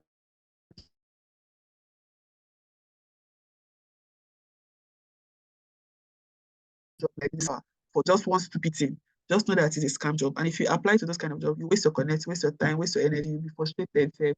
And you may also fall into scam, because many of them, they will tell you that you should pay money, so they will give you job. Then you now go ahead and pay. When you pay finish, they'll block you and your body will come down. So always be careful when you are applying to job, and also when you are dealing with clients, right? Make sure you stay safe. What else have we not discussed? Okay, how to search for job. Well, most people don't usually search actively for job, because once you finish doing your profile, you see this place now, you come to this your home page. This your best matches is supposed to be showing you jobs that are related to your profile. Then if you click this one, it will show you recent, as you can see that this one was posted 4 minutes ago, this one 12 minutes ago, this one 23 minutes ago. So it's showing you jobs that were recently posted. Some of them may not be directly related to your profile, but you will see a lot of which are related to your profile, right? So this one I'm seeing here, you are seeing here, is because of my location. So I'm currently in the UK. That's why it's showing me jobs that require people only in the UK. I'm sure if you're in the US, you'll be seeing this type of thing too on your profile. If you are in France or something, I think you'll be seeing this type of thing too on your profile.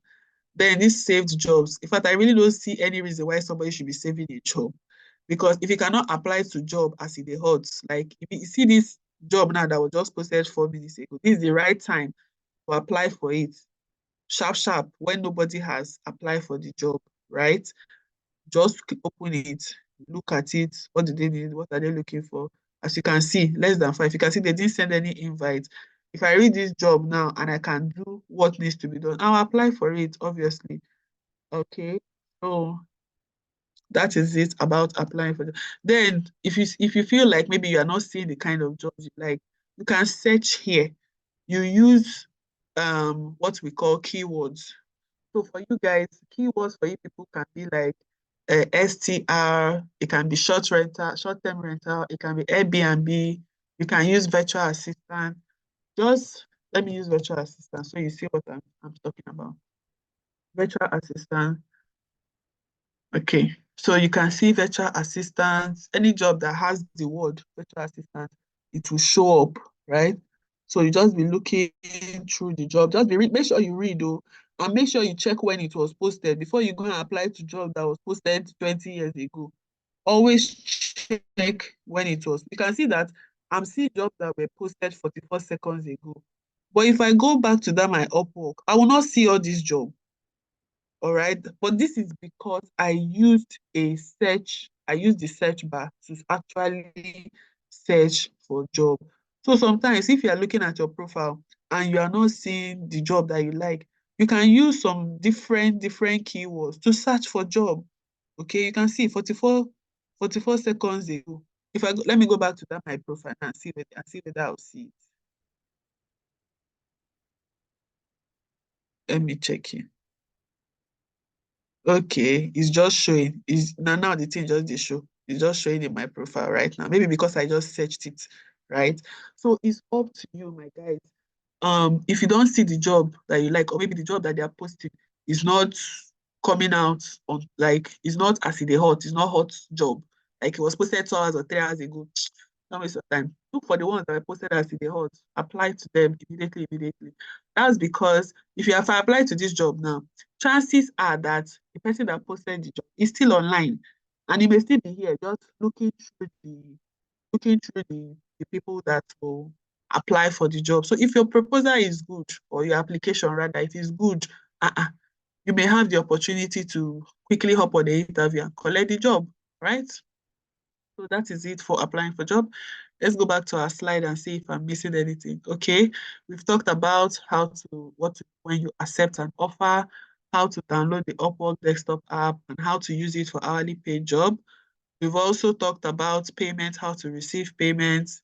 We've talked about how to buy Connect. We've talked about, okay, this one is not part of. Okay, I've also told you how to avoid scams and everything. I think we have come to the end of this class. Now it's time for questions. If you have any questions, please go ahead and write in the chat section and I'll deal with all the questions. Anybody raising their hand, nobody is going to respond to you. Type in the chat box. Okay? Type your questions in the chat box.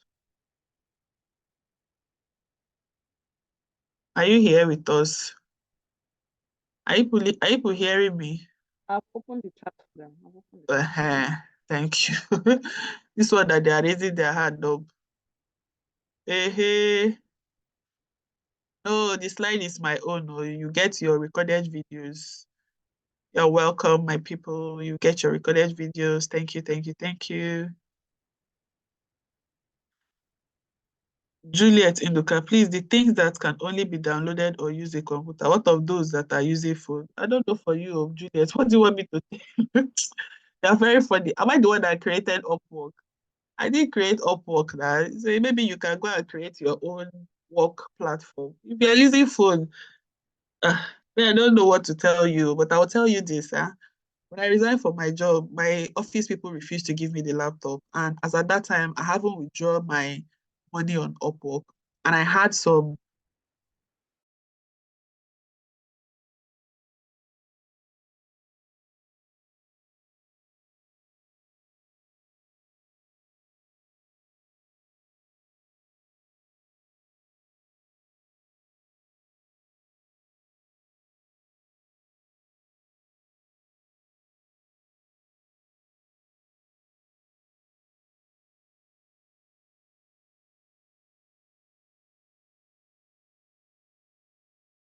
mail. can a suspended mail be opened again? You mean, can a suspended Upwork account? Yes, I think it can be. So um, if you want to see, just go on Google and search for, let me move this one side. Oh, Chineke, I'm going to go and close it. Go on Google and search for Upwork support, Upwork support email. Then you see here, contact us, I think. Or can you email Upwork? Let me see. Oh, wait. How can I contact support? Okay, well, you I don't know how you do that, but there's usually an Upwork. Let me see if there is a customer support. There is a customer support email, just that I can't find it. I think you can. Wait, this is not. I don't know. Wahala. Or you can go to Twitter. They normally respond very. Go to Twitter and tag them. Maybe they will respond to you. Okay. Um, Let me go back to the top.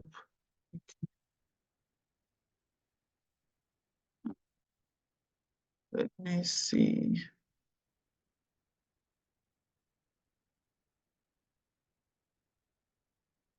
Sorry guys, just give me a moment. I'm trying to find where I stopped in the questions. Okay, somebody is asking people with two accounts, what can they what can they do? Ah, you have to go and close one or close one and focus on one so that you don't get into trouble. Okay.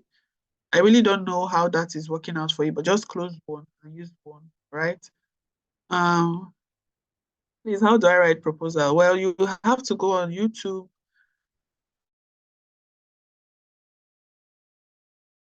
Are different. Will you use one template and be writing for the same job? That means you're not ready to get job now. If you want to get a job, take it from somebody who has written proposals in this her lifetime, who has written cover letter, who has applied to over 2,000. If I don't apply to job last year, at least I applied to over 1,000 jobs. I have over 1,000 rejection mails to prove it. So you can't use one CV or one cover letter to apply for job. You must learn how to tailor your proposal. You write a proposal telling the person how you do the job, what skills do you have, how much time do you need to do the job. Important thing, when you call a handwork person, you know the type of things you want to hear from them, like how long will it take you to do the job? What are the materials you need to do the job? Can you do the job? Prove to me that you can do the job. Those are the type of things you tell the employer, right? You want to tell them that you have good experience doing so and so. You want to also show them your portfolio. Attach your portfolio to any proposal you are making. All right.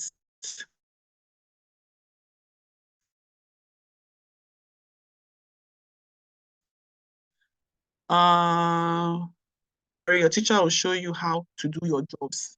Okay. Oribosis is asking, can you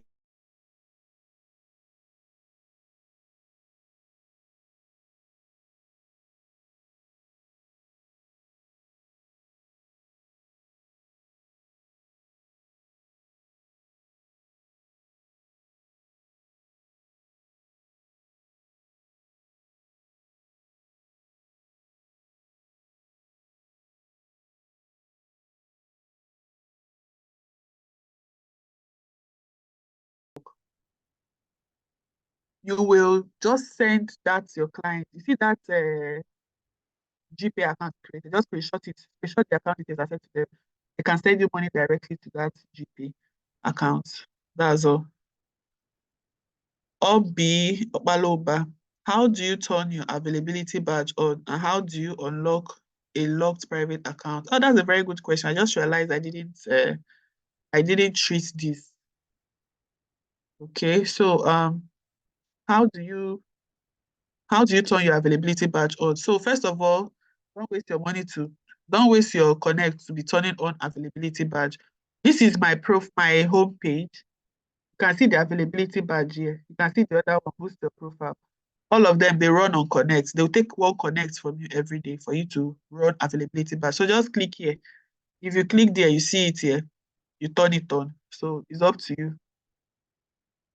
That's how to turn it on. Then to unlock a locked profile, you still come here, click on help, contact support. And when you contact support and that chat box opens, the way I show you before, you type there that your profile is set to lock, is locked or private, and you want to open it. Then they will send you a link. When they send you a link, if you click that link, it will take you to one place. You see a button, you see a green badge there telling you reset my profile. And then if you click on it, they'll send you an email telling you they have received your request to unlock your profile. Within 4 hours, they'll unlock your profile. Oyedamola, what can I use a portfolio and entry? Oyedamola, please rephrase your question. I don't understand. Ali Ibitoye, how many jobs can be applied for per day? There is no limit. If you want to apply to 200 jobs, now your connect, kill am. But at least, so that you don't waste your connect, okay? 50, one job is okay every day or two, all right? Just two jobs, yeah? Um, I need happiness. Please, can I use phone to open an Upwork account? Yes, you can use your phone, but please note that phone interface and computer interface is very different. Okay, very, very, except you use the web version of which it may not be able to contain your full screen. So it's up to you. I would recommend that you use a computer to open your Upwork account. So you'll be seeing everything clearly, okay? Oloma and Chikodi, thank you. Ijezie Emmanuel, what kind of jobs are they doing? Ijezie Emmanuel, I don't know how to answer this one though. Pearl Neka, please can you explain more on how to add gig pay account details on Upwork? Pearl, don't worry, when you get the recording videos, you can just take your time and watch it. As you're watching it, you'll be practicalizing it, okay? You can be pausing the video to practicalize it. Zion Deborah, please, ma, what and what do we need to apply for a job? Just, there's nothing you need to apply for a job. Just apply for a job, that's all. What and what does a client look at before hiring a person? Well, Zion, Deborah, I've never been a client before, but to put yourself in the shoes of the client, you're looking at somebody who is competent enough. And how do you show that you're competent? By having proof. Okay, so if you have a portfolio, always attach it to your job, right? Attach it to your job so that they can see proof that you can actually do this thing. Jenny Vera, in building a portfolio, won't it affect the NDA with other clients whose work you are using? Why the hell would you even put anything that would allow them to know the name of the client or the name of the company? If you are going to be using a previous or past job, you blur their name now. You're supposed you cover their name, cover the name of their company, cover any sensitive information, right? Okoli Miriam, sorry. Benedict, can I put project management and STR together? Fam, that's up to you, man. I don't know. Amarachi Ujonwa, please, I'm always confused about first and last name. Explain. So your first name is, if you go and look at your birth certificate, your first name is the first name there. Then the one in the middle is your middle name. Then your last name is your surname. That's what we call surname. Nagi. That's your father's name. That's your last name. Okay? Amarachi, I hope you're getting it now. Sarah, is it a must that you must add testimony? At all, oh, it's not even that necessary. Okay. Ngozi Nadi, I'm sorry, this class doesn't cover how to write proposal. You're going to have to develop and learn that on your own. Precious, for the ones who make use of phone, what is the chances that they can get an hourly paid job with their phone? Precious, first and foremost, an employer doesn't know whether you're applying with phone or whether you're applying with laptop. So anybody can get any kind of job. There is no chances of anything. Anybody can get any kind of job. Amaka Nanta is like you came late to the class. So the first thing we talked about is how to set up profile. So when you get the recordings, then you can set up your profile. Esther, how do we get the info on the slides? Well, I'm sorry, Esther. When you get the recordings, you read it from there because I don't share my slides. They're my personal property. Please explain how to buy Connect. Okay, don't worry, you see it in the recording. How can I connect my already created Upwork in my phone with my laptop. Christian Udoka, so what you want to do is you come to your laptop, you open a new browser like this, and then you type www.upwork.com, and then you log in. Once you log in, you see your account on your laptop. All right. Joy Adana, how can one apply for a job? Well, you see a job you like and you apply for it. That's how to apply for a job. At what point do you advise we open an Upwork account as a newbie? So at the end of this, your class, if you don't already have an account, don't open an account now. Wait until you finish the class so that you can have clarity and direction and know what you are doing. Okay. Solomon Otter, can I sign up with my phone or a laptop? I recommend a laptop.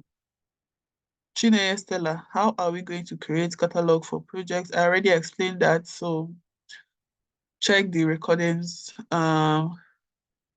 Sorry, I can't share my slides. Will escrow notify me if my employer deposits my payment? How the fuck will escrow notify you? They can't notify you now, Vera. I said you will see it there on your offer. If the escrow was any amount that was put in escrow, you will see it there on your offer. They don't need to notify you. You see it there in your offer. Geodocs, how much info can you put on a profile header? As much as can enter. Oh, Namaka, thank you. Tochi, thank you.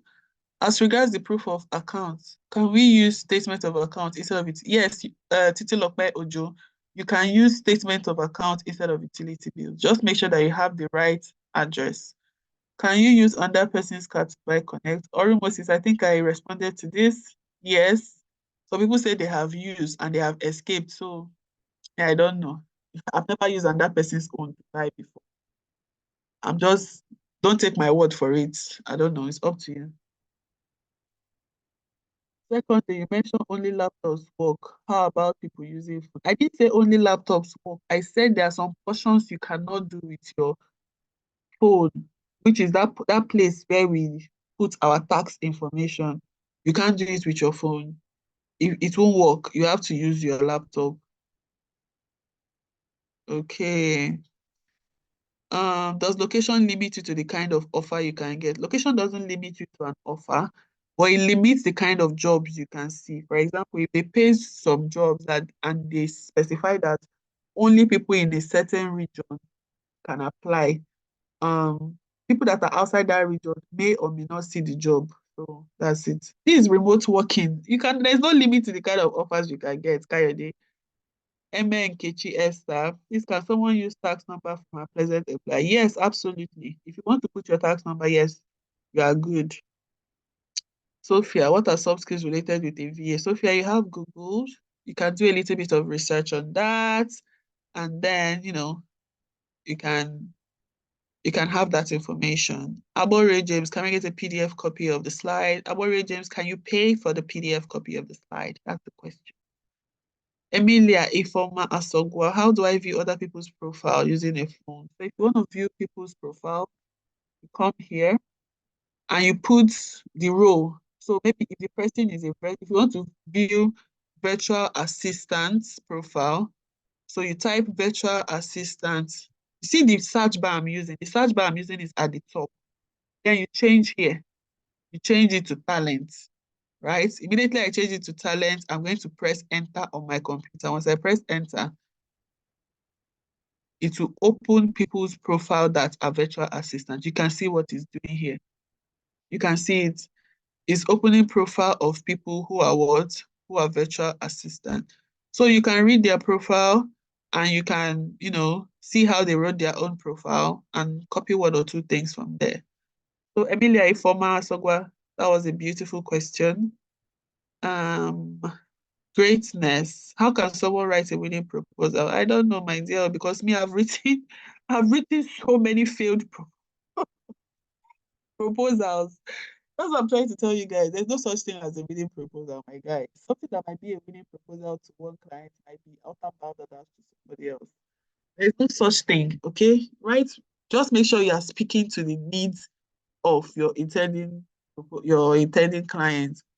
If they say they're looking for somebody that can paint, or don't come here to tell them that you used to be a great artist that used to paint on canvas. Tell them you used to be an artist that used to do different kind of wall painting, both oil paint, screening, blah, blah, blah. Talk about different types of wall painting that you've done. Show them samples of wall paintings that you've done. I don't know if you get the point.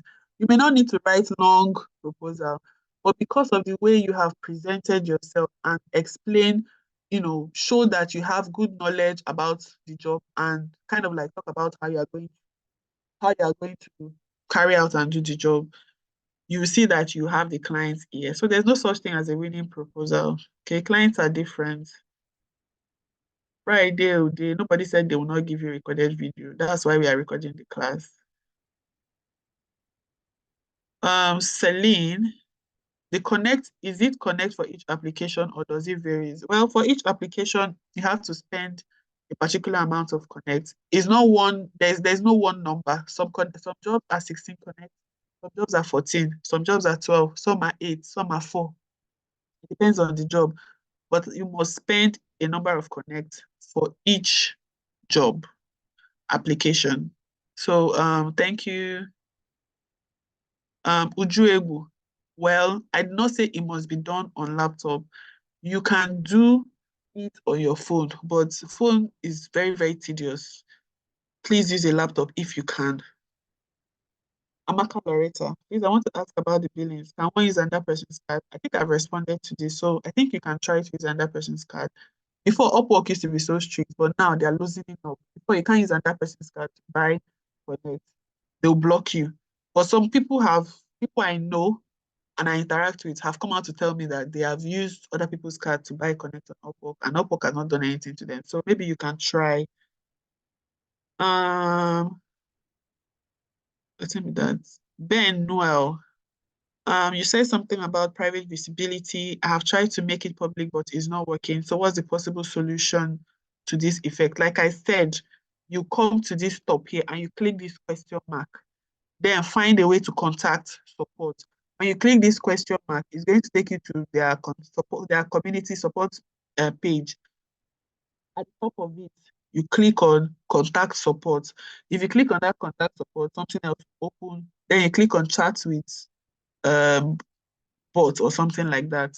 Let me do it now. So see it here. If I click on this place, help and support, then I'll click contact support.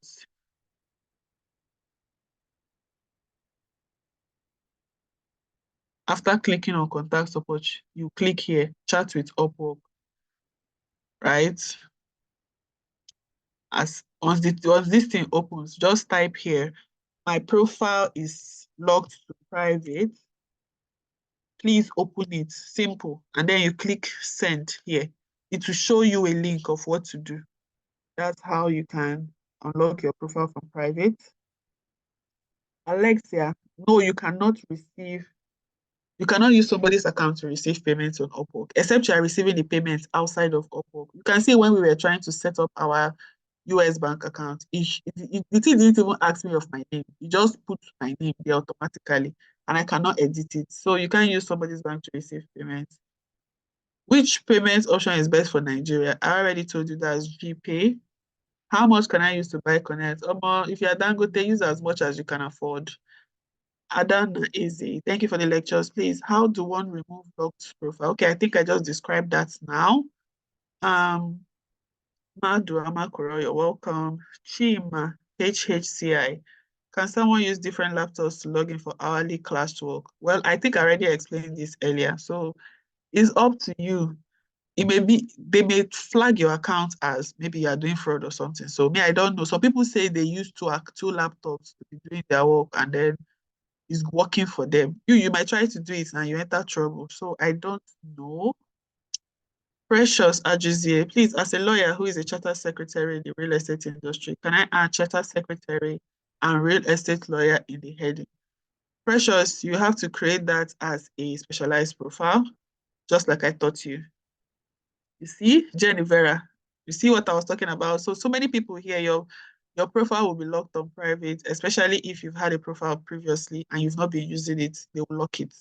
So I just describe how to unlock profile. So when you get the recording of this video, of this class, you can unlock it, okay? Please re-explain Buying Connect.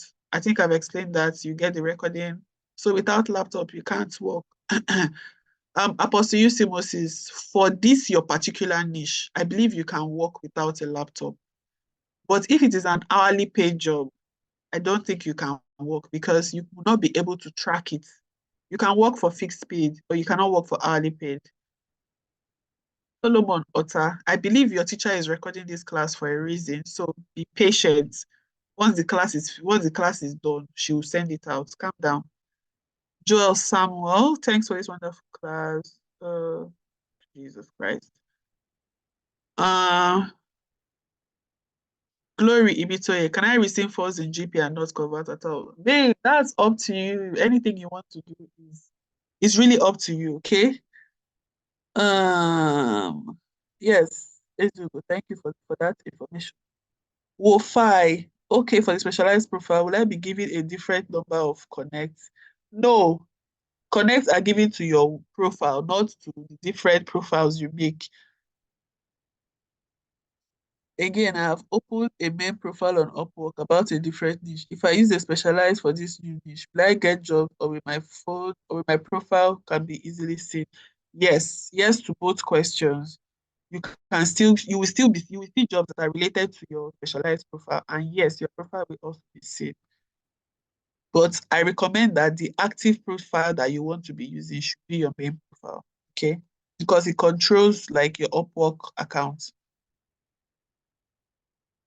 Emmanuel, what about people that close business late? How can we follow up? I don't know how to help you, man. You have to decide what is important to you, man.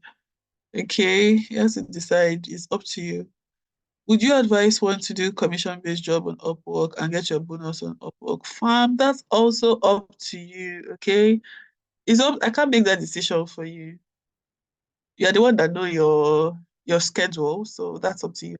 What's the difference between work experience and employment experience on Upwork? Work experience is, wait, what the fuck? Let's go to my profile and see. Uh, where is that profile?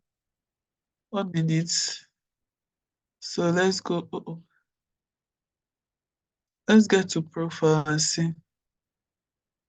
So profile. Okay, so you can see that we have work history. So work history is just a compilation of the work you've done on Upwork. Then you can see your employment history at the bottom. That's the one you can put. So that's the difference.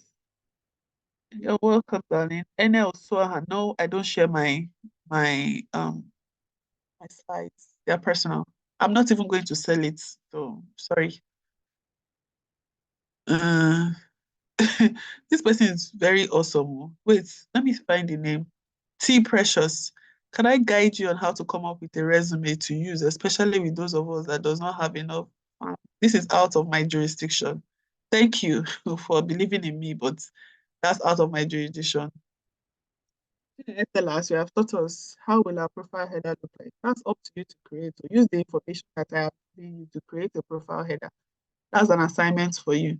You have to wait until you finish the class before you touch your profile. Because if you don't wait, you don't even know what you want to do right now. So you have to wait, get enough information and knowledge and experience with the class before you can rewrite your profile. Okay. Get docs, how to get a virtual card. Well, do we have time for that? There are several, like, instead of trying to get these virtual cards, first of all, they are too expensive to fund. Right now, dollar is like 1,500.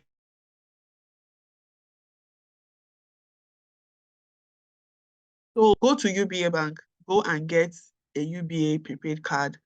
Bank will sell dollar to you at 1,600, especially if you're paying it into a card and not collecting cash. It's better for you. And that card itself is even very good in case you want to jackpot. You can use it to pay for so many things. Thank you. Nkechi, how can someone identify rather know if a job applying is verifiable? I think I've taught this. You get it, when you watch the class, you see, as a beginner, it's buying Connect compulsory.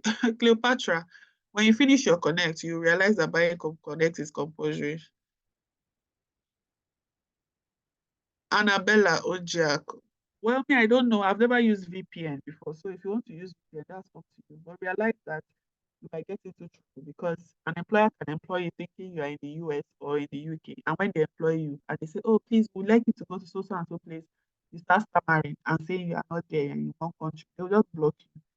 So better to face your location and chest it with your full chest. Okay. What of those that didn't have any work experience on XTR? I think I described how it should go for you guys at the beginning of the class. So if you're somebody who didn't go to school or who don't have STR experience, you're here to learn. So wait until after the class, okay? Please, is it one job per one connect, right? It's not one job per one connect, though. They will tell you the number of connect when you're applying for the job, but each job requires connect to apply. Trauma Pascaline, what is the name of the app that verifies certification? I think that's Credly. Credly, Credly. Please, is there a particular portfolio that is very effective in respect to gallery, case study, and I don't know, man. I've not done a statistical analysis of the different types of portfolios on Upwork and their effectiveness. So I'm really not in a good position to tell you. So I don't know, really. Sarah, what if you don't have anybody testimonial that can give you? If you don't have testimonial, you rest, man. Testimonial is not compulsory, okay? Um, you know, so much. Must it, talking about testimonials, must it be from someone who I worked with on Upwork, or can it be from colleague? Yes, it can be from outside of Upwork.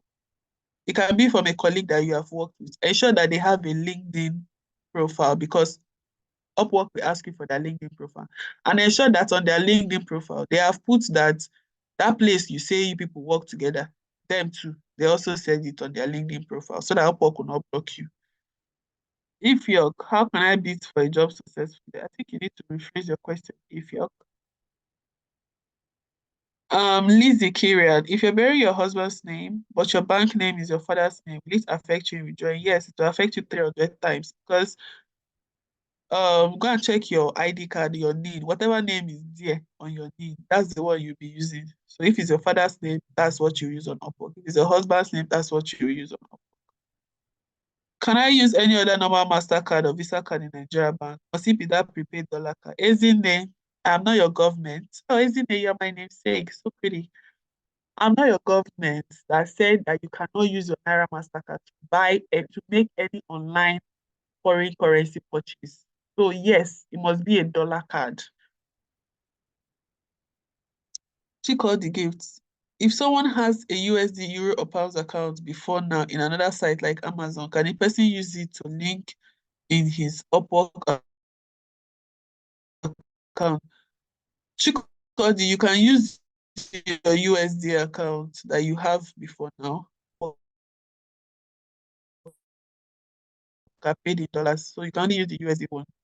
And Mad, good one, but not yet well understood. And that's why you have a recorded video. You are meant to go back to it and rewatch it multiple times, okay? You cannot grab everything in the first instance. Lori, is it necessary to turn on your availability? No, it's not necessary. So I don't turn on my availability for anything. Theophilus carry net Opusi. In the payment method, using the USD, after filling the GPay account for details, there is still space for account number. No, that's not where you fill in your Nigeria account number. If you read that thing well, it says confirm account number, meaning that you should put the account number again to be sure that it is correct. That's what it is. Rahama Muhammad Dawal.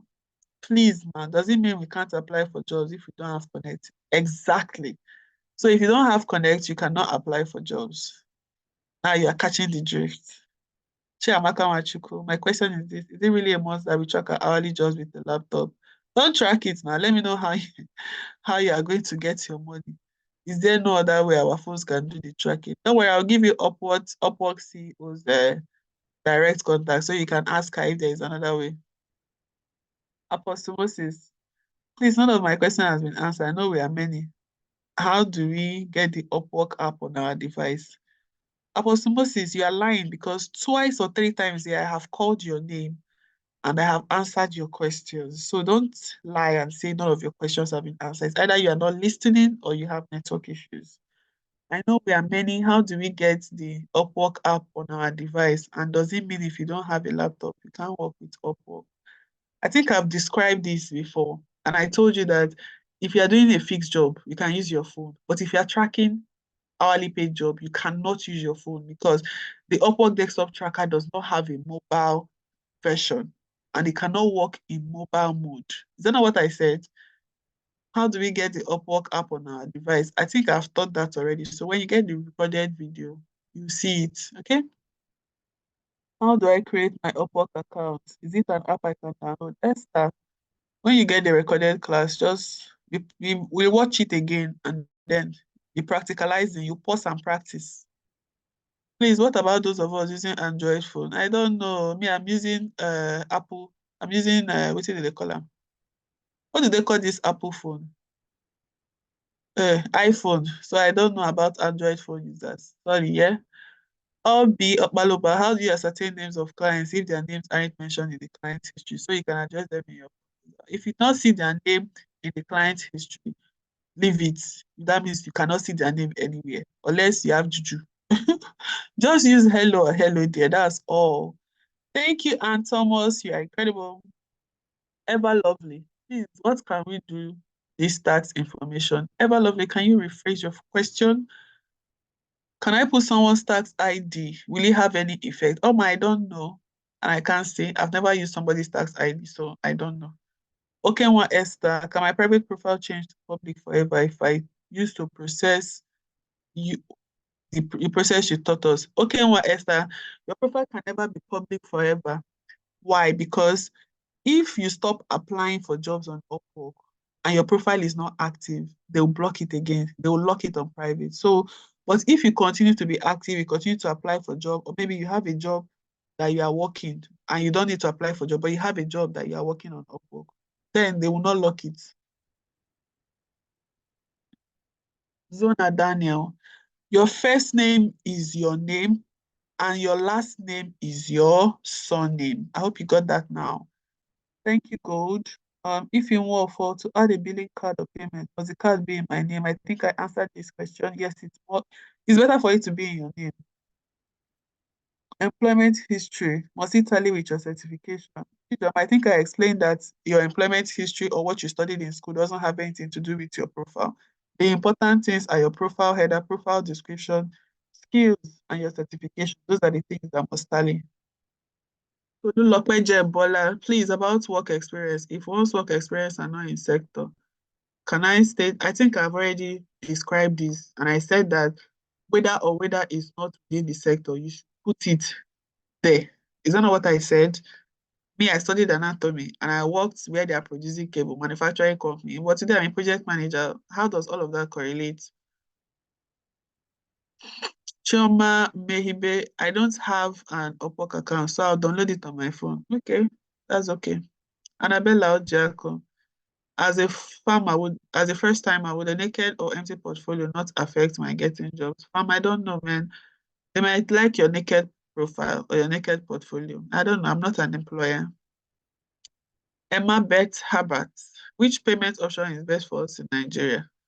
Wofai has responded. Amaka Loretta, I use my Google account to sign into Upwork. The name is not properly arranged as it is in my voter's card, and I want to change it. I'll show you guys how to change it. So go to your settings and do the needful.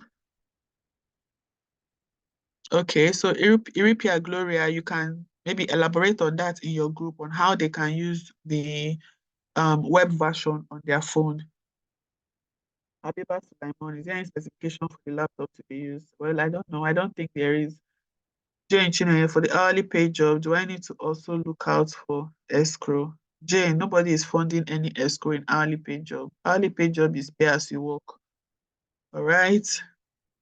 Philip Nwosu, should the work history relate to any work? No. Can you use an iPhone SL to make use of Upwork app? Yes. Is there a difference between the Upwork desktop app and the normal Upwork app? Yes. Upwork desktop app, just like the word, it says Upwork desktop app. The desktop there is not for fancy. It means it can only work on a desktop. Please elucidate more on the tax identification number. Fam, I don't work with the what do they call these people that give tax? I don't work with FIRS, so I don't know what you need me to elucidate on the tax identification number. When you get the recording, you will see the step-by-step procedure of how, at least I thought with my own profile. So you see the step-by-step procedure of how I did what I did on my profile, and you replicate that on your own profile. Please briefly throw more light on the prepaid dollar card. Fam, I don't work in UBA, but I know people who use it, and you go to the bank, they will give you the card. If you want to put money in it, you can tell them you want to put money in it. Maybe somebody will sell dollar to you there or whatever. Just tell them you want to put dollars inside the card. They will direct you on what to do. I don't work in a bank. Uko is the chineye. If I find clients on social media like Facebook, how do I drag them to Upwork? You don't need to drag them. If the client is outside of Upwork, you can just send them your GPay account. This is your GPay here. If you open it, you just screenshot, oh fuck. You screenshot the account details the way I show you guys now. You screenshot it and send it to them. You don't need to drag them there, especially if they don't have an Upwork account. Hope Facebook account is different from Upwork account. I think that's a no-brainer. Esther, can AI be used to create proposals? Of course they can. Even inside Upwork there, they'll be telling you to use AI. Solomon Otta, can I sign up with my phone? That's up to you. Badun Joseph, does Upwork give free connect? Somebody has responded, yes. Do you have to write proposals for every job? Precious Achin. I don't understand this question. What do you think? Please, how do you save this video? I don't know. Kufre Ephraim, I don't have team. How do I do that part? Kufre, you don't need to go and start creating things. You can just use your name. Just type in your name there. Okay? Don't go and start creating anything. Type in your name there. Kirian, what is Swift code? Why trying to add withdrawal method, or how can it be generated? I think you can go to your bank, collect the Swift code and source code from them. Different banks have different Swift codes. So either you Google it here, you can say Access Bank Swift code. You can see it here. It's already coming out. So see their Swift. What's this? What the fuck is this? Sorry. Okay, Swift. See the Swift code here. ABNGNGLA. That's Access Bank Swift code. For your own bank, you can Google it. So that's all. Please, may talk about if a client doesn't want to approve your payment after you must have finished work. Request for payment for after 14, Upwork will automatically release your payment. After you must have received your payment, will the client still give you a review? If the client like, they will give you a review. Now, if the client don't like, they will not give you a review. I don't know for them. It's not all clients that give reviews. Some will just ignore you. Chinyere James, there's nothing for you to download. Only Upwork desktop tracker. Emma Nkechi Esther, I think I've responded to this question. Please, can you add employment history not done on Upwork? I think you saw that on my profile, so I don't know why this is a question.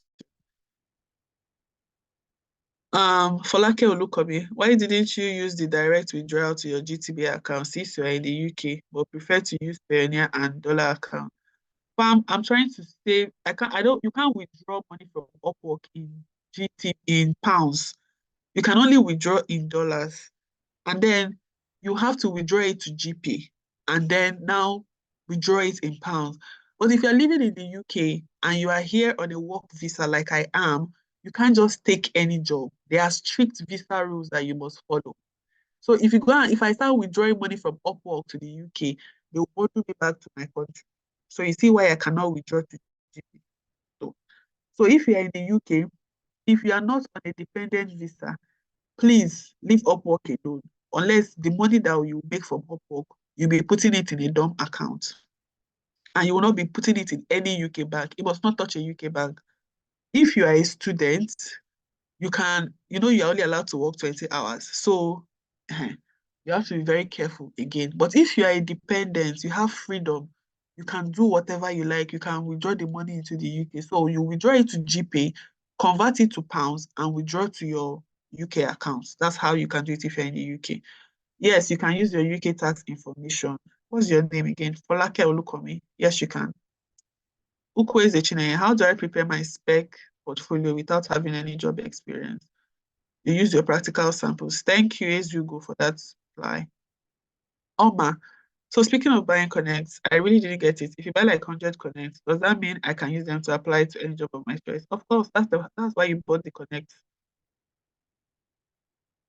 You didn't understand pioneer payments. When you were creating your account, you will understand it. You cannot really understand it with my own profile because I already have a pioneer account. Just follow what I was saying in the class when you are practicalizing it and you will understand. Autobound them. I really don't know how to respond to this your question. If you feel it's not necessary, then it's not necessary, okay? Onyinye Honor, the video will be sent. Oh, La Corone. Okay. Thank you so much for the class. Concerning them on Upwork, I use my husband's surname and it's different from what I have on my ID. What can you do? Like I said, your name must match your ID. That's what you can do. Okore Precious, thank you, ma. I was disconnected, but you were talking about profile creation. Okay, you get the recording. I need a time on. Ma, please, I came late. What's the Upwork basis for? Okay, when you get the recorded video, you know. How do I generate virtual card on GPay account? Follow the prompt. If you click on the virtual, if you click on it, it will take you to what you should do. So click on it, it will take you there. Mind you, GigPay virtual card is currently down. It's not working right now. So that's why I said go to UBA bank or you go to any bank of your choice. Ask them. They have all these cards. You collect one and have peace in your life. UBA is the easiest one that I know many people have. You don't even need to have an account in the bank. I will not say this again. GPay, I have a friend, she paid the money there so that she can use she has not been able to use the card. Their card services are down and it's always down all the time. So for your own safety. Ruthie's goddaughter, you get the recording, okay? Lydia Chinenye, how do you do your two-factor authentication for all your apps and passwords? Just go to YouTube, okay? Thank you for that. Who is this person? Oh, yeah or no? Thank you for that response. How can a person who doesn't have a skill or certificate apply for a job? You apply for a job just the other people are applying for it. Click on apply and apply. The employment history, should it mirror your profile? No. Nelly Udensi, it was said that we can work on Upwork with our phones if it's a fixed price job, but if it's an hourly job, you need a laptop. I'm sure during third class you saw why. So I guess if you don't have a phone, just apply for fixed. Yes. Um, T, what did you say we can screenshot from Upwork as proof of employment for GPA? Your profile. Ufre Ephraim, concerning Pioneer, I forgot my password and the number linked to my Pioneer isn't available. Can I create a new Pioneer account? You have to contact their support so they can help you. Emeka Vincent Frederick, what is the best method for withdrawal? I don't know. It's up to you. Look at all the options and know the one that works best for you. Um, Grace Jegede, my question is how long or short should a proposal be? I don't know. There is really no, for me, there's no template. So it's up to you. But I have this rule I live by. If a client writes a long job profile, I'll mirror it. I write a long proposal. If they write a short proposal, a short job vacancy, you need to write short one. Okay? Maria Diki, thank you. Obio Baloba, if you're working currently, can you add it under your employment history? Yes, you can. Lillian, thank you. Ugochi, please, for those of us that our academic certificate does not tally with what we do currently, fam, like I've already told you what to do about this, okay? Okay, so guys, it's almost 3 hours, and I don't think we can. I like to respond to all the questions, but people know that your coach is also a human being and she needs to go to bed. And I'm sure you guys too go to bed. We need to go to bed. So can we stop typing questions because some of it I've already responded to it. So let me just finish the ones that are here and then we'll end the class, okay? So within the next 10 minutes, I aim to end the class. Glory be to you. What's the least amount you can withdraw from Upwork? There's no least amount as long as you can pay the required amount. If you want to withdraw $3, you can because you need to pay them their $2 to withdraw the money. So as long as you can pay the withdrawal fee, they don't really give a shot if you're only withdrawing 10 cents.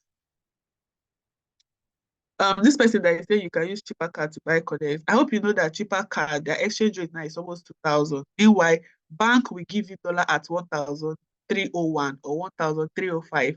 But you want to go and use cheaper card where they will charge you 1,950, 1,985. Go ahead. You know, when they're telling you guys something, you don't like to listen. Cheaper card exchange, like to change naira to dollar, to use it on your dollar card, is very, very expensive. Why don't you use card? Nigeria bank card, UBA card, that you can, you know their office.